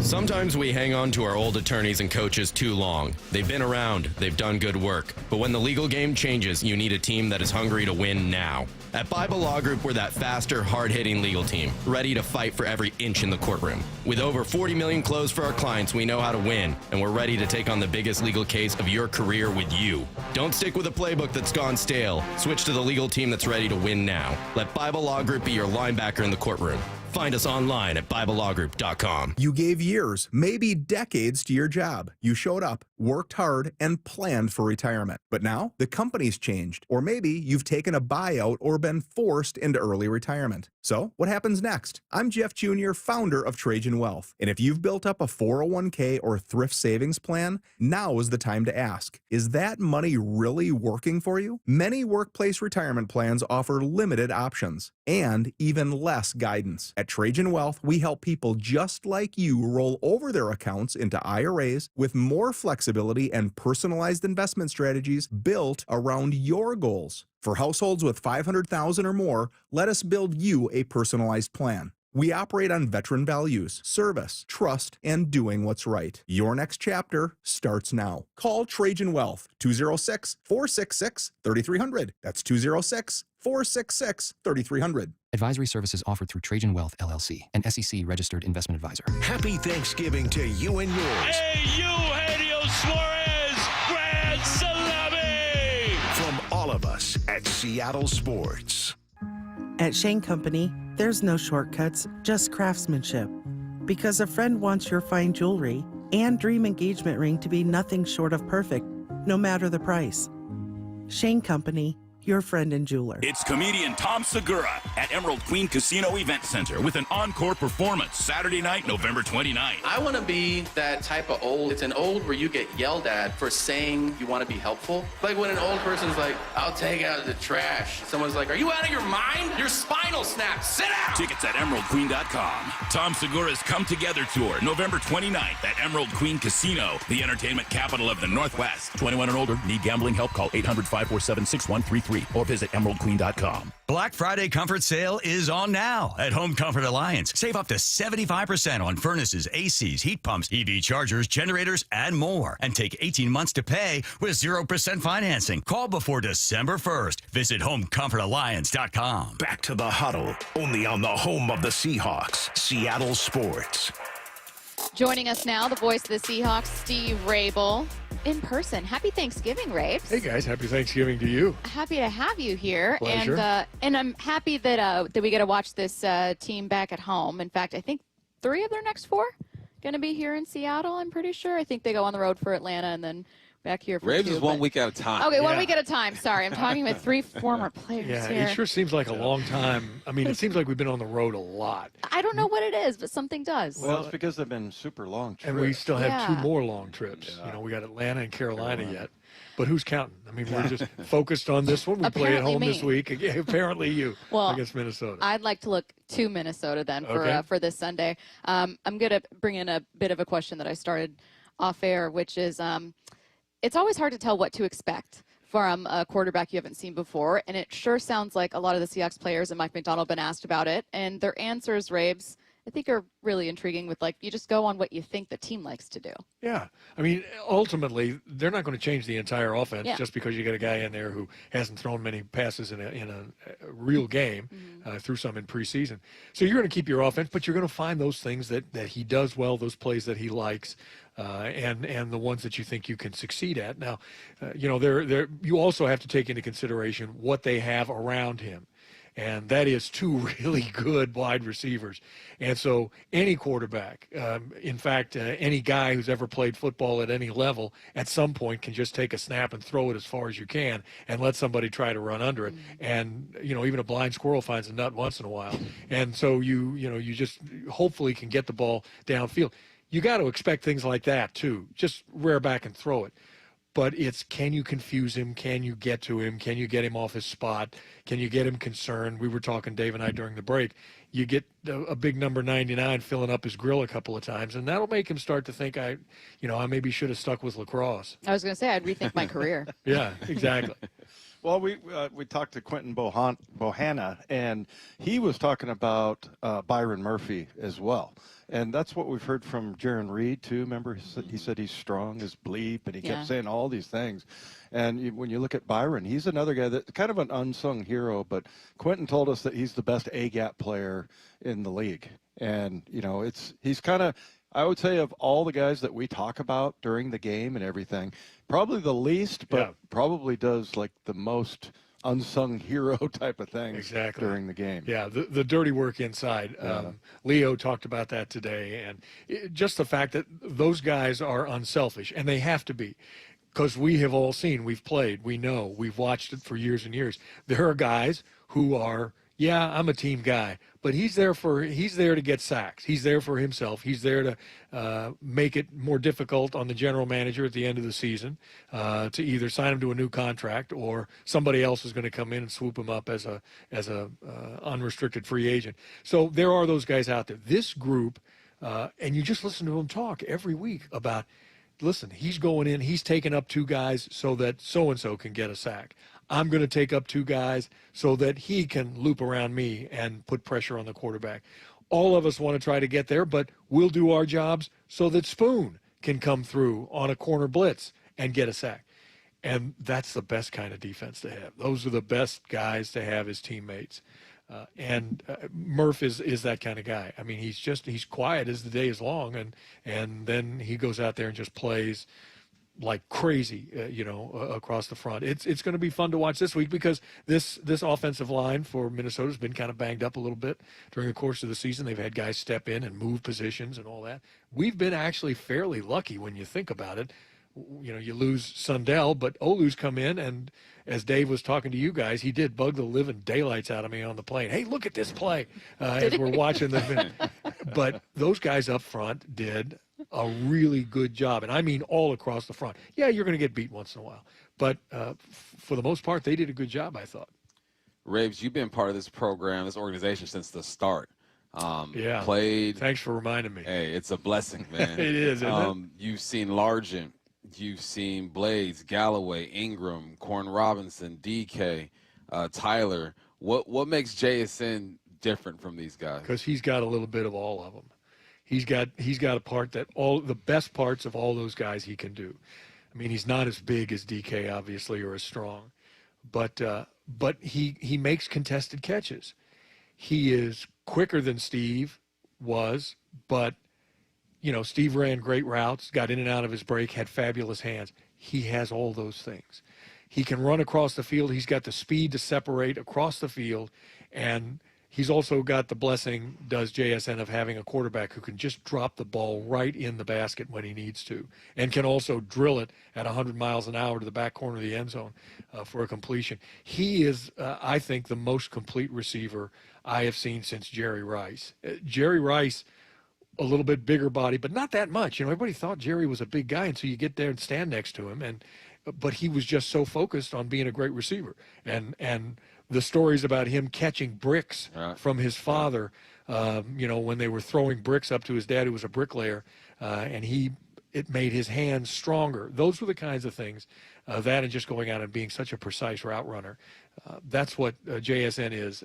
He does all those things better than anybody just about I've ever seen. He's just remarkable. Yeah, if he averages 115 per game over the next 6, he'll hit 2,000 on the season. 106 per game would have him surpass Calvin Johnson, which is just absolutely insane. I mean, you think 106. Shoot, he just had 167 last week. Right, and that's another Cal kind of season. Yeah. And I'm not talking about the baseball one. I'm talking about the Calvin. Calvin.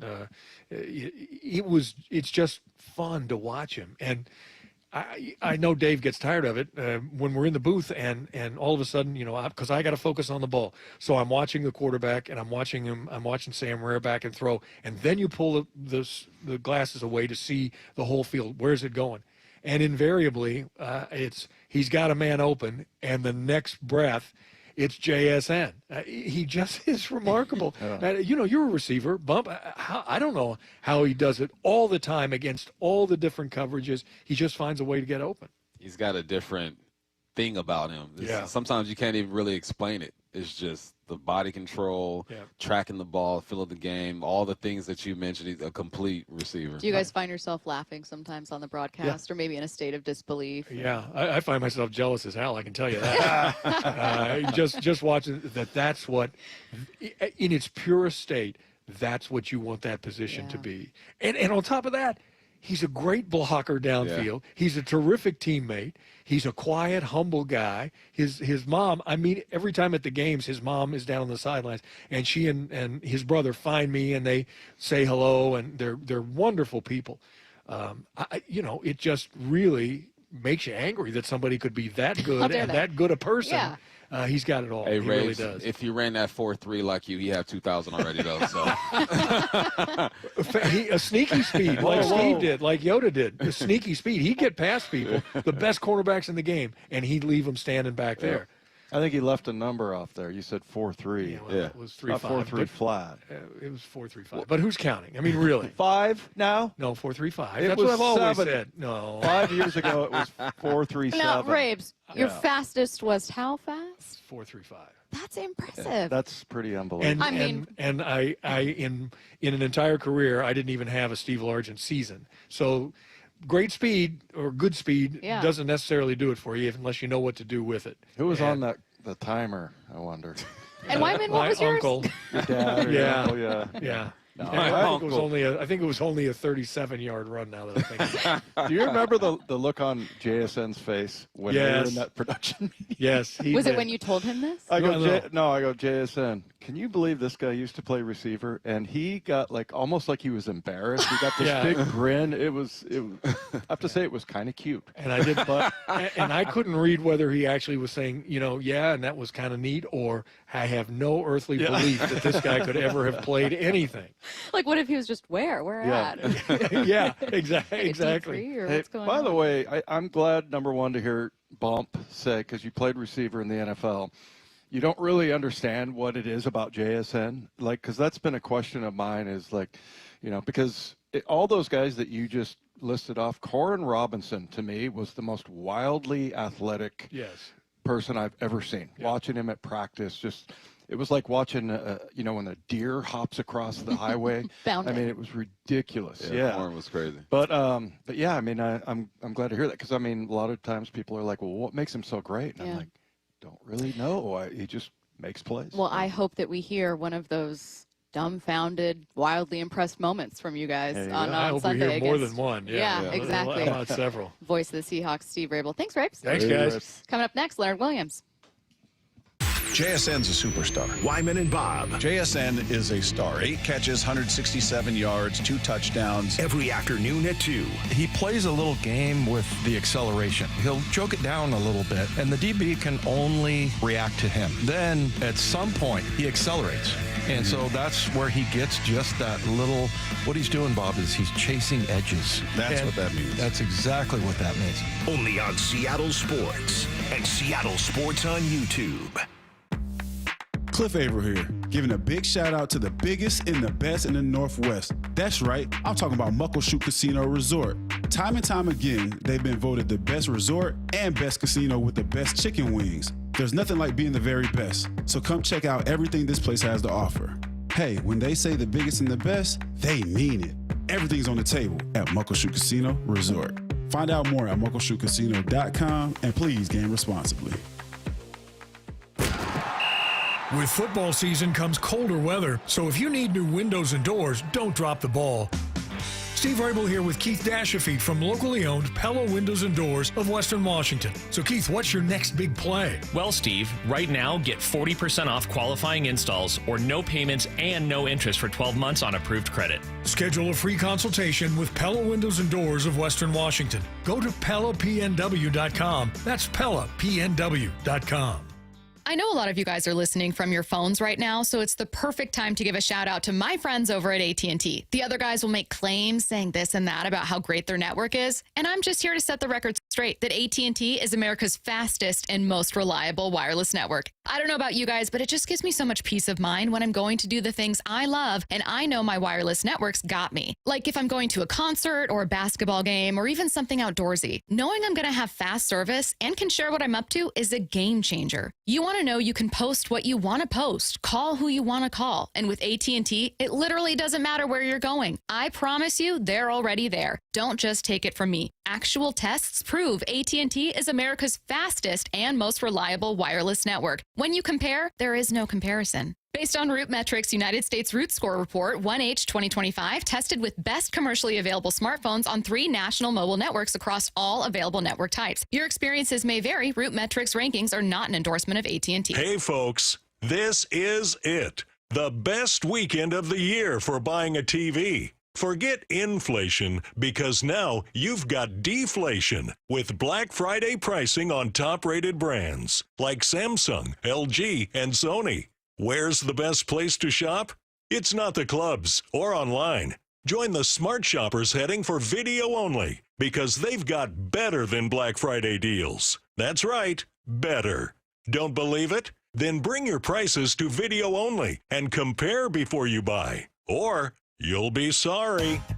At Video Only, you won't find huge stores with refrigerators or microwaves, but you will find the best deals on top-rated TVs, soundbars, and monitors. Shop around. Just make sure you visit Video Only, because if you don't, you'll be sorry. In South Center, Bellevue, Linwood, Federal Way, and Tacoma. Video Only. Wishing you and yours a happy Thanksgiving. Touchdown, from your grateful friends at Seattle Sports. If you've been waiting to try learning a new language with Babbel, now is the time. Black Friday has come early this year. Babbel's biggest sale is happening now. Unlock all of the languages on Babbel with a lifetime subscription at our best price of the year, which means a small investment for all your big adventures. Babbel's bite-sized lessons fit easily into your daily routine and are easy to remember. Plus, Babbel teaches you relevant words and phrases so you can start speaking with confidence in as little as 3 weeks. And with a lifetime access to all of Babbel's languages, lessons, podcasts, and cultural insights, just imagine what you can do, or rather, where you could go. So if you've been putting off booking that pastry pilgrimage to France for fear of mispronouncing croissant, take advantage of Babbel's biggest sale of the season. Where will Babbel take you? Find out at Babbel.com. But hurry, this offer ends November 30th. Get Babbel's lifetime access for less for a limited time at Babbel.com. That's Babbel.com. Actual price will depend on product and subscription plan. Featured products are compounded drug products, which the FDA does not approve or verify for safety, effectiveness, or quality. Prescription products require an online consultation with a healthcare provider who will determine if appropriate. See website for details, restrictions, and important safety information. Want a boost in and out of the bedroom? Hims has you covered. Introducing a new 2-in-1 approach to level up your game. Tadalafil for better bedroom performance and zinc for testosterone support. Put it all together and you've got what you need to turn things all the way up. Getting started is simple. Just go to hims.com/joy to start your free online visit. Through Hims, you can access ED treatments including pills, chews, and more. 100% online. No office visits, no pharmacy lines. Just fill out a simple intake form and a licensed medical provider will determine if treatment's right for you. If prescribed, it ships free and discreetly to your door. Find affordable treatment options at up to 95% less than brand names at hims.com/joy. That's hims.com/joy, HIMS.com/JOY. This is The Huddle. Every Thursday from noon to 2 on Seattle Sports. You are listening to The Huddle, and it's time for us to listen to Leonard Williams. He's talking with reporters at Seahawks headquarters right now. What's up? Good. Your face back on the defensive side of things with Quandre. Oh yeah, it's nice to see Quandre back. I mean, he's a great leader. He's been in this part of this organization for a long time, so everybody welcomed him back with open arms. When you see a defense like the Vikings that blitzes like crazy and you guys don't send extras, is it fun to play on a defense that blitzes that often, or do you care one way or another? It's definitely fun to blitz, but as a defensive lineman, we prefer to not blitz because, if we could rush with 4 and get to the quarterback, that means the sack is going to one of us in the defensive line room. And, we all talk about, how we would be happy if anyone got the sack on 3rd down to get out the field. But as a competitive defense, our defensive line wants to get every sack. So sometimes we prefer to not send pressure. You've got at least, 17 guys with a half sack this year, which is like an incredible. Have you ever been on a team where it has been so distributed in that category? I'm not sure. I don't think I paid attention to it as much when I was younger, but it's definitely a unique thing here. At one point, the defensive coordinator, I think AD asked the guys to raise their hand if they got at least a half a sack in the room, and you just seem like the way we're distributed in our defensive meeting, it's like the secondary sits in the front, and then the linebackers, and then the D-line. And, you see guys from every level raising their hand, and I think that's pretty rare. What does it say about the guys like Derek Hall, who gets his first sack last week, even though he's been around the quarterback a lot? Because that could breed jealousy, or it could breed competition and camaraderie. Yeah, I think that's what's so special here is you don't see as much jealousy. You see a lot of camaraderie, a lot of competition, but at the same time, even for a guy like Derek Hall who just got his first sack, whenever he's seen one of his peers or teammates get a sack leading up to his, he's the first one in there celebrating with them. And like I just said, it's like regardless of who gets the sack on 3rd down, I think overall, we're excited to have a good defense. We're excited to get out the field in clutch situations. So, even if it's Spoon getting the sack on a blitz, although I want to get that sack, I'm still going to be happy that he got it. He's a part of our defense, and we all root for each other. What was the bigger picture message from Ad Dirty when he asked you that? Like, what point was he making when he asked you guys that? I think that was the point is that, we were talking about our pressure rate, And his point was that, it's not just the D-line. It takes rush and coverage a lot of times. Like sometimes he was showing our pressure on quarterbacks, and, it took the quarterback to go through his second progression. So, there's some times where we're getting pressure because the secondary is doing their jobs by, making the quarterback hold the ball. And we were just talking about how it just all ties together and, how we send pressure, we send blitzes, and we're pretty much like trying to teach and, let some of the guys in other rooms that are not in the defensive line that they have to learn how to rush the quarterback as well. How were you guys with the end of that game in Tennessee and the fourth down conversions and the long drives Tennessee got on you? I mean, I think it was definitely a learning moment from last week, which was, in this league, a lot of times you have those moments and you lose the game. So overall, I think we're happy that we won the game. But there was a lot of takeaways that we could learn from, specifically with getting off the field on those fourth downs and just doing a better job tackling.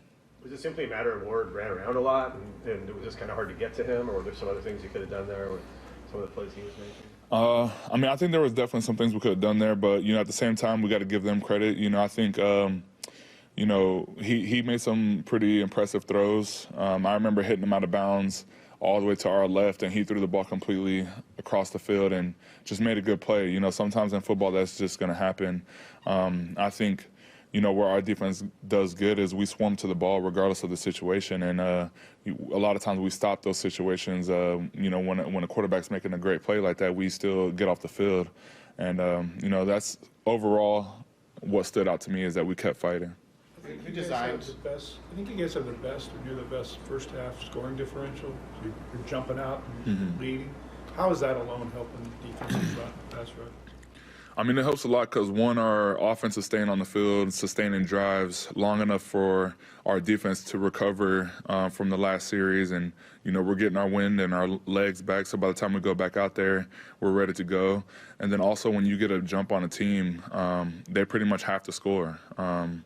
And a lot of times they abandon the run pretty early, and they have to pass the ball, which, as a defensive line and as a defense that wants to get pressure on the quarterback, that's going to be in our favor. Who designed your shirts? I don't know. They just end up in my locker, and I love them.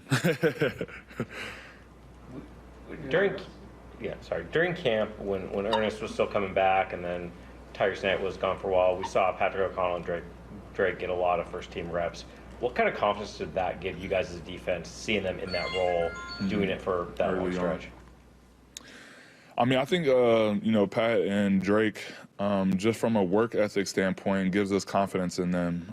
Before we even seen them take reps with the ones, I think, Patrick is one of those guys where he's one of the first guys in and the last guys out. And, I've had conversations with him, and he told me he learned a lot from Bobby Wagner when he was here, and, his work ethic and how he showed up every day. And I see those same patterns in Patrick. And, to me, it's like that alone gives me the confidence in him when he's out there on the field with us.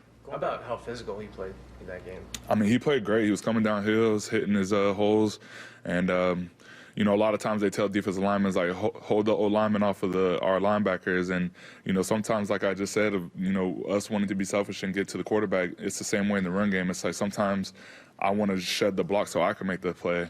But when you have a linebacker coming downhill and hitting it like that, it's like I'll hold this offensive lineman off of you all day. Going back to that point about Derek Hall and kind of selflessness up front, Boyer, same thing. Only got one sack, and he's in a contract year. As you know, sacks get guys paid. What does that say about his kind of selflessness that he's accepting his role despite it being last year his deal? It says a lot. I mean, I think for all of us, we're allowed to succeed and do well when we fully just accept our role. I think when you're trying to fight your role and, fight the system, and it just makes the situation worse, in my opinion. He knows his role. He knows when he's out there on the field, and he has to maximize his opportunities and his snap count and all those things. So if you're not fully locked in and prepared and ready for the moment, and you're too worried about, things you can't control, like outside of your role, then that's going to affect your plays when you're out there on the field. So I think, that's a special thing on this team right now, on this defense especially, that, guys are knowing their roles. They know when to take their opportunities and know when to take their shots. Make it sound like it's this, I mean, it's certainly a team effort, right? Culture. but how much of this is you talking about your past experience and being the leader in the room that says, this is how we are going to play? I mean, I think that is a big part of it. I think I do play a big role in the leadership in our defensive line. And luckily, I don't have to do it alone. We have guys like Jay Reed, DeMarcus Lawrence, other good vets in our room. And that's something that, we've been talking a lot about, is just making sure that we stay the course and just reminding the young guys that it's not easy to be in the position that we're in right now as a team. On the unselfishness, how important was it for players to buy in early in OTAs, training camp? It just didn't happen now. Yeah. How early and how important was that? I think that was, that's a good point. I think it was really important to, take it by the horns early on, because now by this time in the season, there's a lot of teams that have players that are down from injury. There's a lot of players battling through, small injuries to stay on the field. There's a lot of, things that could be going against teams. And this is a time where we rely on our basics, rely on our culture, rely on our identity as a team. And I think that identity was created way back in OTAs and camp. So if we didn't have that strong base and strong foundation, it would be really hard at this time of year. John Boyle joining us next. You're listening to The Huddle. Brock and Salk. We spent a lot of time talking about JSN. Morning 6 to 10. But not nearly as much time talking about the move from DK to JSN. Celebrated yesterday as the all-time single season record. That was held by DK Metcalf. He's done all of this without the offense being built around him. They were building everything around him, as I think DK wanted them to do. I don't think they would have had that kind of success. Only on Seattle Sports on 710 and the Seattle Sports YouTube page. This message comes from Viking, committed to exploring the world in comfort. Journey through the heart of Europe on an elegant Viking longship with thoughtful service, destination-focused dining, and cultural enrichment on board and on shore. With small ships that bring travelers closer to the destination, there's more time to explore. And every Viking voyage is all-inclusive, with no children and no casinos. Discover more at Viking.com. With Steel, batteries are included. This holiday season, give a gift that's ready to go right out of the box. For everything from cleaning up the yard to cutting up firewood, Steel tools check off the wish list and knock out the to-do list. And right now, buy select battery tool sets and get a free extra battery. Visit SteelUSA.com for holiday deals and gift ideas. Happy holidays from Steel. Offer valid for a limited time only at participating dealers while supplies last. Running a business means wearing multiple hats. So if you're like me, you probably started out using your personal phone, taking client calls and texts nonstop. As my business grew, I needed something smarter. That's when I switched to Quo, the #1 business phone system. Quo works right on your phone or computer. No carrying 2 phones, no clunky landline, just one easy app you can try for free. Your team can share one number and handle calls and texts together like a shared inbox. Any teammate can jump into the conversation, so customers get faster responses. And Quo's AI assistant summarizes your calls and responds to customers 24/7, so you never miss a lead or opportunity. All this starts at just $15 a month. That's basically 2 coffees. You can even keep your current business phone number. Find out why 90,000 businesses trust Quo. No missed calls, no missed customers. Try Quo for free at quo.com/sports. That's quo.com/sports to try Quo free. QUO.com/SPORTS. Guys, tired all the time, gaining weight, low drive?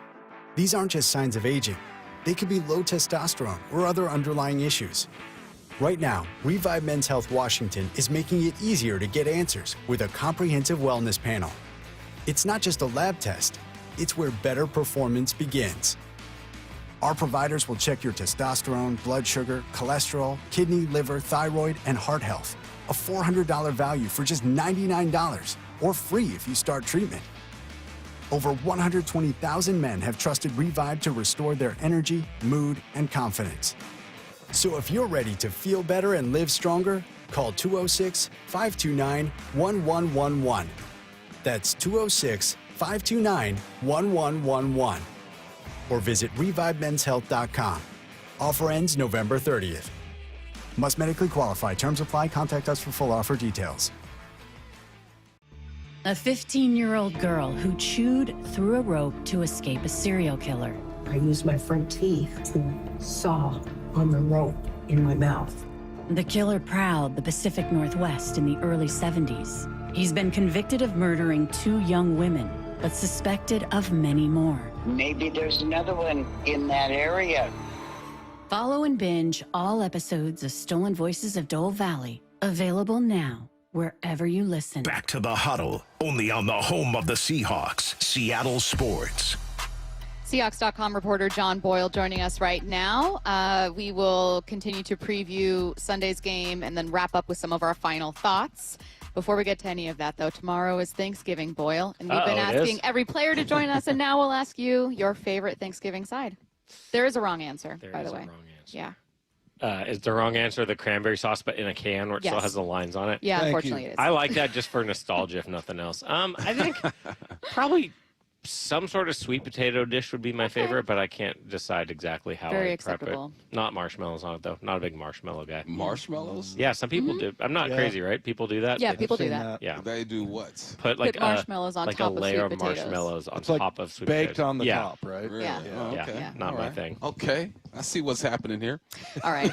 Well, let's look ahead to... Can you tell me the correct answer now that I got it wrong? Well, my answer, and in my opinion, the correct answer is stuffing. Okay. Bump loves mac and cheese, and Dave's number 1 answer was gravy. Does gravy count as a side? That's the same question we had, I feel John. like that's a topping on top of the turkey and the sides. It's a side. All right. Well, it's a good side if it Dave, is. whenever you're ready for football questions. Yeah, you know what? I make the gravy, so All it's right, very so it's- important. Maybe okay. I'm a little biased, maybe. Yeah. But what the heck's going on with JSN? I mean, it's mean- unbelievable. We've been talking about him the whole time, but just like asking Bump, like what makes him so great, and there's a lot of different things, but just how he's handling it, and you're around him all the time, and it just seems like he's just another one of the guys, like when you see him on the plane and everything. Yeah. It's unbelievable what he's doing, because by now every team knows. I mean, he's getting like half the targets almost, and he's just still finding ways to get open all the time. And it's what blows me away the most when you look at what he's doing relative to the volume of attempts. I think I saw somebody post when Calvin Johnson was at his number through this many games, they had thrown like 700 passes at that point, and the Seahawks have thrown 500. And they're 31st in the league in pass attempts right now, and he's the leading receiver by 250 yards. It's insane. The guy is just a technician. He's doing everything right that he doesn't need to be 6'4". He doesn't need to be running a 4.3 because he's just playing that position so well. Yeah. I focused on the defense early in my prep this week because the offensive film didn't load. Usually I go offense first, but I went towards the defense, and the things that Nick Imawari allows his defense to do is fun, because it's like their base defense is whatever you want to call it when Nick Imawari is out there. Yeah. And I told Stacy, I said, this is the type of player that defenses are going to start looking for now, like that 6'2", kind of hybrid 220, and it's so hard to find. I would say, good luck finding 6'4" dudes who run 4.3. Yeah, I said, well, you got to go find a receiver Yeah. that's tough and be like, all right, man, you like to hit people? Maybe we can convert you. But just what has his impact been on this defense? I mean, it's like you said, it opens up so many different options. Like their base defense has essentially become a big nickel with him as the third safety. But then what we saw last week, when you're missing guys at linebacker, you can play a lot more dime when one of those 6 defensive backs is 230 whatever pounds. So Yeah. it's like it gives you so much more flexibility to do different things, and we've seen he can cover, he can pass rush, he can, he's great making plays in the box. And I feel like the last couple of games, he just had like a really cool hustle play where you see the speed on display. There's a play where Spears tries to reverse, it's like 3rd and 20, and he reverses fields, and you're like, oh, he might actually get that, but then even more, he just comes flying across the field and chases him down. So yeah, he's become a really fun player and a really vital piece of this defense. One of the things that stood out to me most about this defense, in addition to the stats we know to be great, like the amount of pressures that they have, sacks that they have, are their depth, their ability to get a lot from, backups and third string guys, and also that production coming from all over, with 17 players with at least half a sack. 12 players have at least 1 sack. And I mean, we're coming out of a game against the Titans talking about Patrick O'Connell, and you see a backup and it's like, that guy hits just as hard. Yeah. It's crazy. Do you credit that to wow, they've done such a good job of acquiring talent, or is that like a coaching thing? What do you think? Yes. Yes. I Great. mean, it's Fantastic. always the answer's always got to be both. Like, Right. if your front office goes out and finds these kind of undrafted gems and the coaching staff doesn't develop them, doesn't do you any good. You can conversely have the best coaching staff in the world, and if you're getting guys who can't play, it doesn't help. So it is. I mean, and Mike McDonald's talked about this. Like, he gives a lot of credit to the front office because you get here as a head coach and you don't know who Patrick O'Connell is, you don't know who Drake Thomas is, because when you're studying Seahawks tape, you're not seeing them. But yeah, I mean, it's really a combination of both, and I think a big part of it for those two in particular, O'Connell and Thomas, is you go back to camp and they had some injuries at linebacker where Ernest Jones and Tyrese Knight were missing a lot of time. Those two guys were running the defense quite a bit, and I think that really helped them develop, but also helped kind of open the coaching staff's eyes. Like, we can play with these guys, and they showed it this week. So it looked like to you that Mike McDonald is able to communicate to John a little bit better about, like, more specifically about, this is the guy that I need here, or this is the guy that I want, because I'm sure that connection was somewhat with Pete, but it just seems like the combination of those two guys, that's how you end up getting a guy like Drake Thomas. Yeah, I mean, you got to be on the same page, and I think that develops over time. I'm sure, if you got them in an honest moment, they'd say they had a lot better feeling for that going into this year's draft than last year. Not to say they didn't draft some really good players last year, but the more time the coaching staff and the personnel guys get together, those personnel guys understand, okay, what are you looking for, both, in traits and just approach to the game, their competitiveness, all those things. So, yeah, I think, over time they really do connect. It does seem like Mike and John are really, pretty lockstep of, like, what they want this football team to be. What do you remember of Quandre, and what do you think he brings to the table now? Man, I love Quandre. Just, like, really, like, feisty, competitive dude, but also, like, he's got, like, the really dry, sarcastic sense of humor, which is right up my alley. So I've always been just a big fan of the player and the person. Really cool to have him back. I mean, we'll see. He's coming in having not been with this team for a couple of years, and it's a similar scheme to what he's doing in Tennessee, but it's not exactly the same. So, obviously a lot of it might come down to Ty Okada's health, but they might need him, even if he's not starting. They might need him to dress on Sunday for depth, because they're pretty thin there if Okada's not back. But yeah, I mean, great competitor, guy who can give a lot of leadership in that room and just supplement what has already been an awesome secondary this year. Do you have one more Seahawks question? Well, I was just going to mention with Quandre, doesn't he have little girls? He has 3. Are they all girls? He has 3 little kids. I think they're all girls. Yeah. So I remember that. Yeah. Yeah, about him, because he would always, compare his teammates, like, you're worse than my children, and stuff like you said, great drive. Yeah, he loves to Talks bust a lot of chops. trash. Yeah, Yeah. I love it. I hope also, doesn't he have a few interceptions of Matthew Stafford? I think brought he has, that. like, I mentioned 2 or that to him. 3. Like, you got here just in time, Yeah. he always, because they're Getting old ready. friends from their Detroit days. So Yeah. maybe in a couple weeks. Okay, you guys, bear with me for this one. I did try to connect it to Thanksgiving. Okay. You're Okay. going to make fun of me, but open our hearts and minds to the challenge, okay? All right. Here's what we're going to do. Thanksgiving is about eating, obviously, but Thanksgiving and the holidays are about coming together, and so my challenge is themed around complementary pieces. You're going to choose an offensive key or thing you'd love to see and a defensive key or thing you'd love to see that together indicate the Seahawks are probably going to win. So something that has to happen on defense, something that has to happen on offense. It could be something that's just like a don't turn the ball over, or it could be something you just selfishly love to see, right? Choose offense and defense. Let's go with John first, and then we'll go bump Wyman. Oh, sure. But you give I'll this go first. weird, you give this Yeah, weird, here we go. obscure Just obstructions like that this. make me go first. Yeah, can you explain that again? Yeah. Okay. We're going to be on air a little late No, today. we've got it. So I think that a massive key, and I'll keep it simple, it's like not turning the ball over. Easy. Complementary, and I think a complementary piece to that would be the defense getting turnovers from a rookie quarterback that hasn't thrown more than, 5 This passes is your in a fault game. because you said gravy, and now she's trying to put the gravy No, I'm not. on the potatoes. Look, we're going to choose an offensive thing you want to see and a defensive Which thing you want to Seahawks see. player would be the stuffing? Which would be the side? No, I'm keeping it simple. One thing you'd love to see on offense, one thing you'd love to see on defense, John. I want to see the growth we've seen in the run game. I just want to see them keep doing that. They didn't run the ball a ton last week, but they were over 5 yards of carry. So keep getting Ken going, get the run game going, and put up some big numbers. And then I guess we can go on the other side of the ball.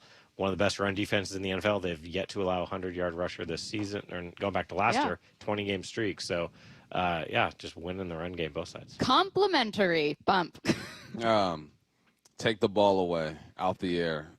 This young quarterback's thrown 8 passes this year. Snatch it out there, and then make big plays. I believe Minnesota's like bottom 2 when it comes to passes defended and interceptions. Lyman. Yeah, takeaways. We've yet to have that game of just a whole bunch of, and I'm not talking about positive terms. I just want the defense to grab the ball. I want to see like 4 Smothering. or 5 or something like that. Like gravy. And then on, Gravy. yeah, thank you, Tom. That's exactly where I was going. And then the other thing on the offensive side, I was so excited about the offensive line, and especially how they went after one guy. They were like bullies out there, and that's how I've always described the defensive line, is that they're a bunch of bullies. They just tear people up, and the offense now has that. You want to see attitude. bullying from the I wanna offensive see and bullying. defensive line. That's what they were doing to Jeffrey And Simmons. that's man. what the holiday is about. Bullying. That's what Bullying. it's It's about. okay in football, not okay in real life. I do hope we see that on Kids, Sunday, though. if Wyman. you're listening, we don't do that at school. You kids, don't do that. Don't do it at school, but definitely do that on Sunday. That's a good one. You can hear Wyman with Rabes on the broadcast on Sunday. Read John's work at Seahawks.com. Obviously, Buff is on pre and post. This has been The Huddle. You've been listening to The Huddle, exclusively on Seattle Sports on 710, Seattle Sports on YouTube, and the Seattle Sports app. Seattle Sports, the home of the Seahawks. The one and only Mark Schlereth with Wyman and Bob. A lot of us expected them to win by multiple touchdowns. Turned out to be a bit closer than I think anybody was comfortable with. I thought the Seahawks dominated for the majority of 3 quarters, and I thought for the most part, Seahawks handled them. You know, he gave them like I said, a cheap touchdown drive late in the game and all that stuff. I thought the Seahawks dominated from start to finish to continue to put the foot on the pedal, so to speak. On Seattle Sports, on YouTube, and the Seattle Sports app.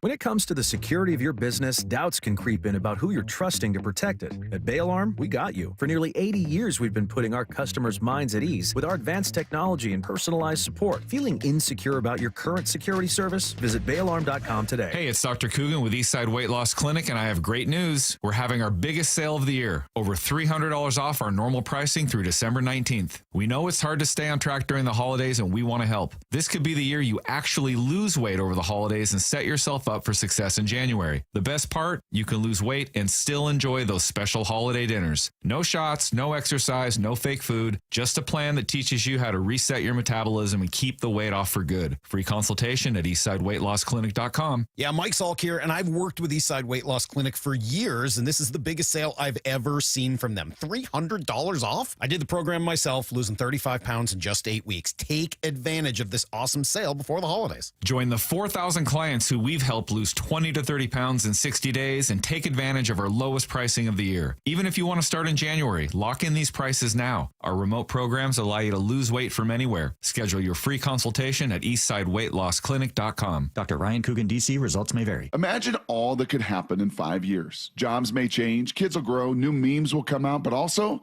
what if you had reliable, intelligent Wi-Fi and the price didn't change for 5 years? Well, thanks to the Xfinity 5-year price guarantee, you actually don't have to worry about that part of your future. You're guaranteed 5 years of Wi-Fi that boosts speeds to your devices that need them the most, that finds and fixes any issues before you even notice them. It's like a super intelligent Wi-Fi that keeps you protected from threats online. Plus, well, you get incredible gaming speeds on multiple devices with no one battling for bandwidth. And for the next 5 years, all your devices will be working in perfect harmony. And you get our best equipment with no annual contracts, no fees, and no strings. So even though kids will grow up and you still won't understand 6, 7, your internet will stay sharp, reliable, and most importantly, the price will stay put. All with the Xfinity 5-year price guarantee. Lock in your price and unlock the possibilities. Xfinity, imagine that. Restrictions apply. Select plans only. The Pacific Northwest is the perfect backdrop for the holiday season. JP Pendergast with Pendergast Law reminds us that the roadways don't always agree. It's that combination of additional travel, changes in routine, and winter weather that make this the most dangerous time of the year to be behind the wheel. Any safety tips to help commuters keep the holidays joyful? The number one cause of accidents remains distracted driving, even during the holidays. So store that cell phone in a place that eliminates temptation. It's imperative we set the example for our teens. Also, be aware of abrupt changes in the weather and prepare for it. Sometimes it's as simple as allowing additional distance for following or stopping. Lastly, make sure your vehicle is properly maintained for winter. That includes four-wheel drive and chains when required at the pass. Please follow these safety precautions from my good friends at Pendergast Law and keep you and your neighbors safe this holiday season. Happy holidays from all of us at Pendergast Law. That's PendergastLaw.com. The stock market's on fire. AI stocks are performing at all-time levels. We hope you, like many of our investors, have taken advantage of it. A famous man once said, buy low, sell high.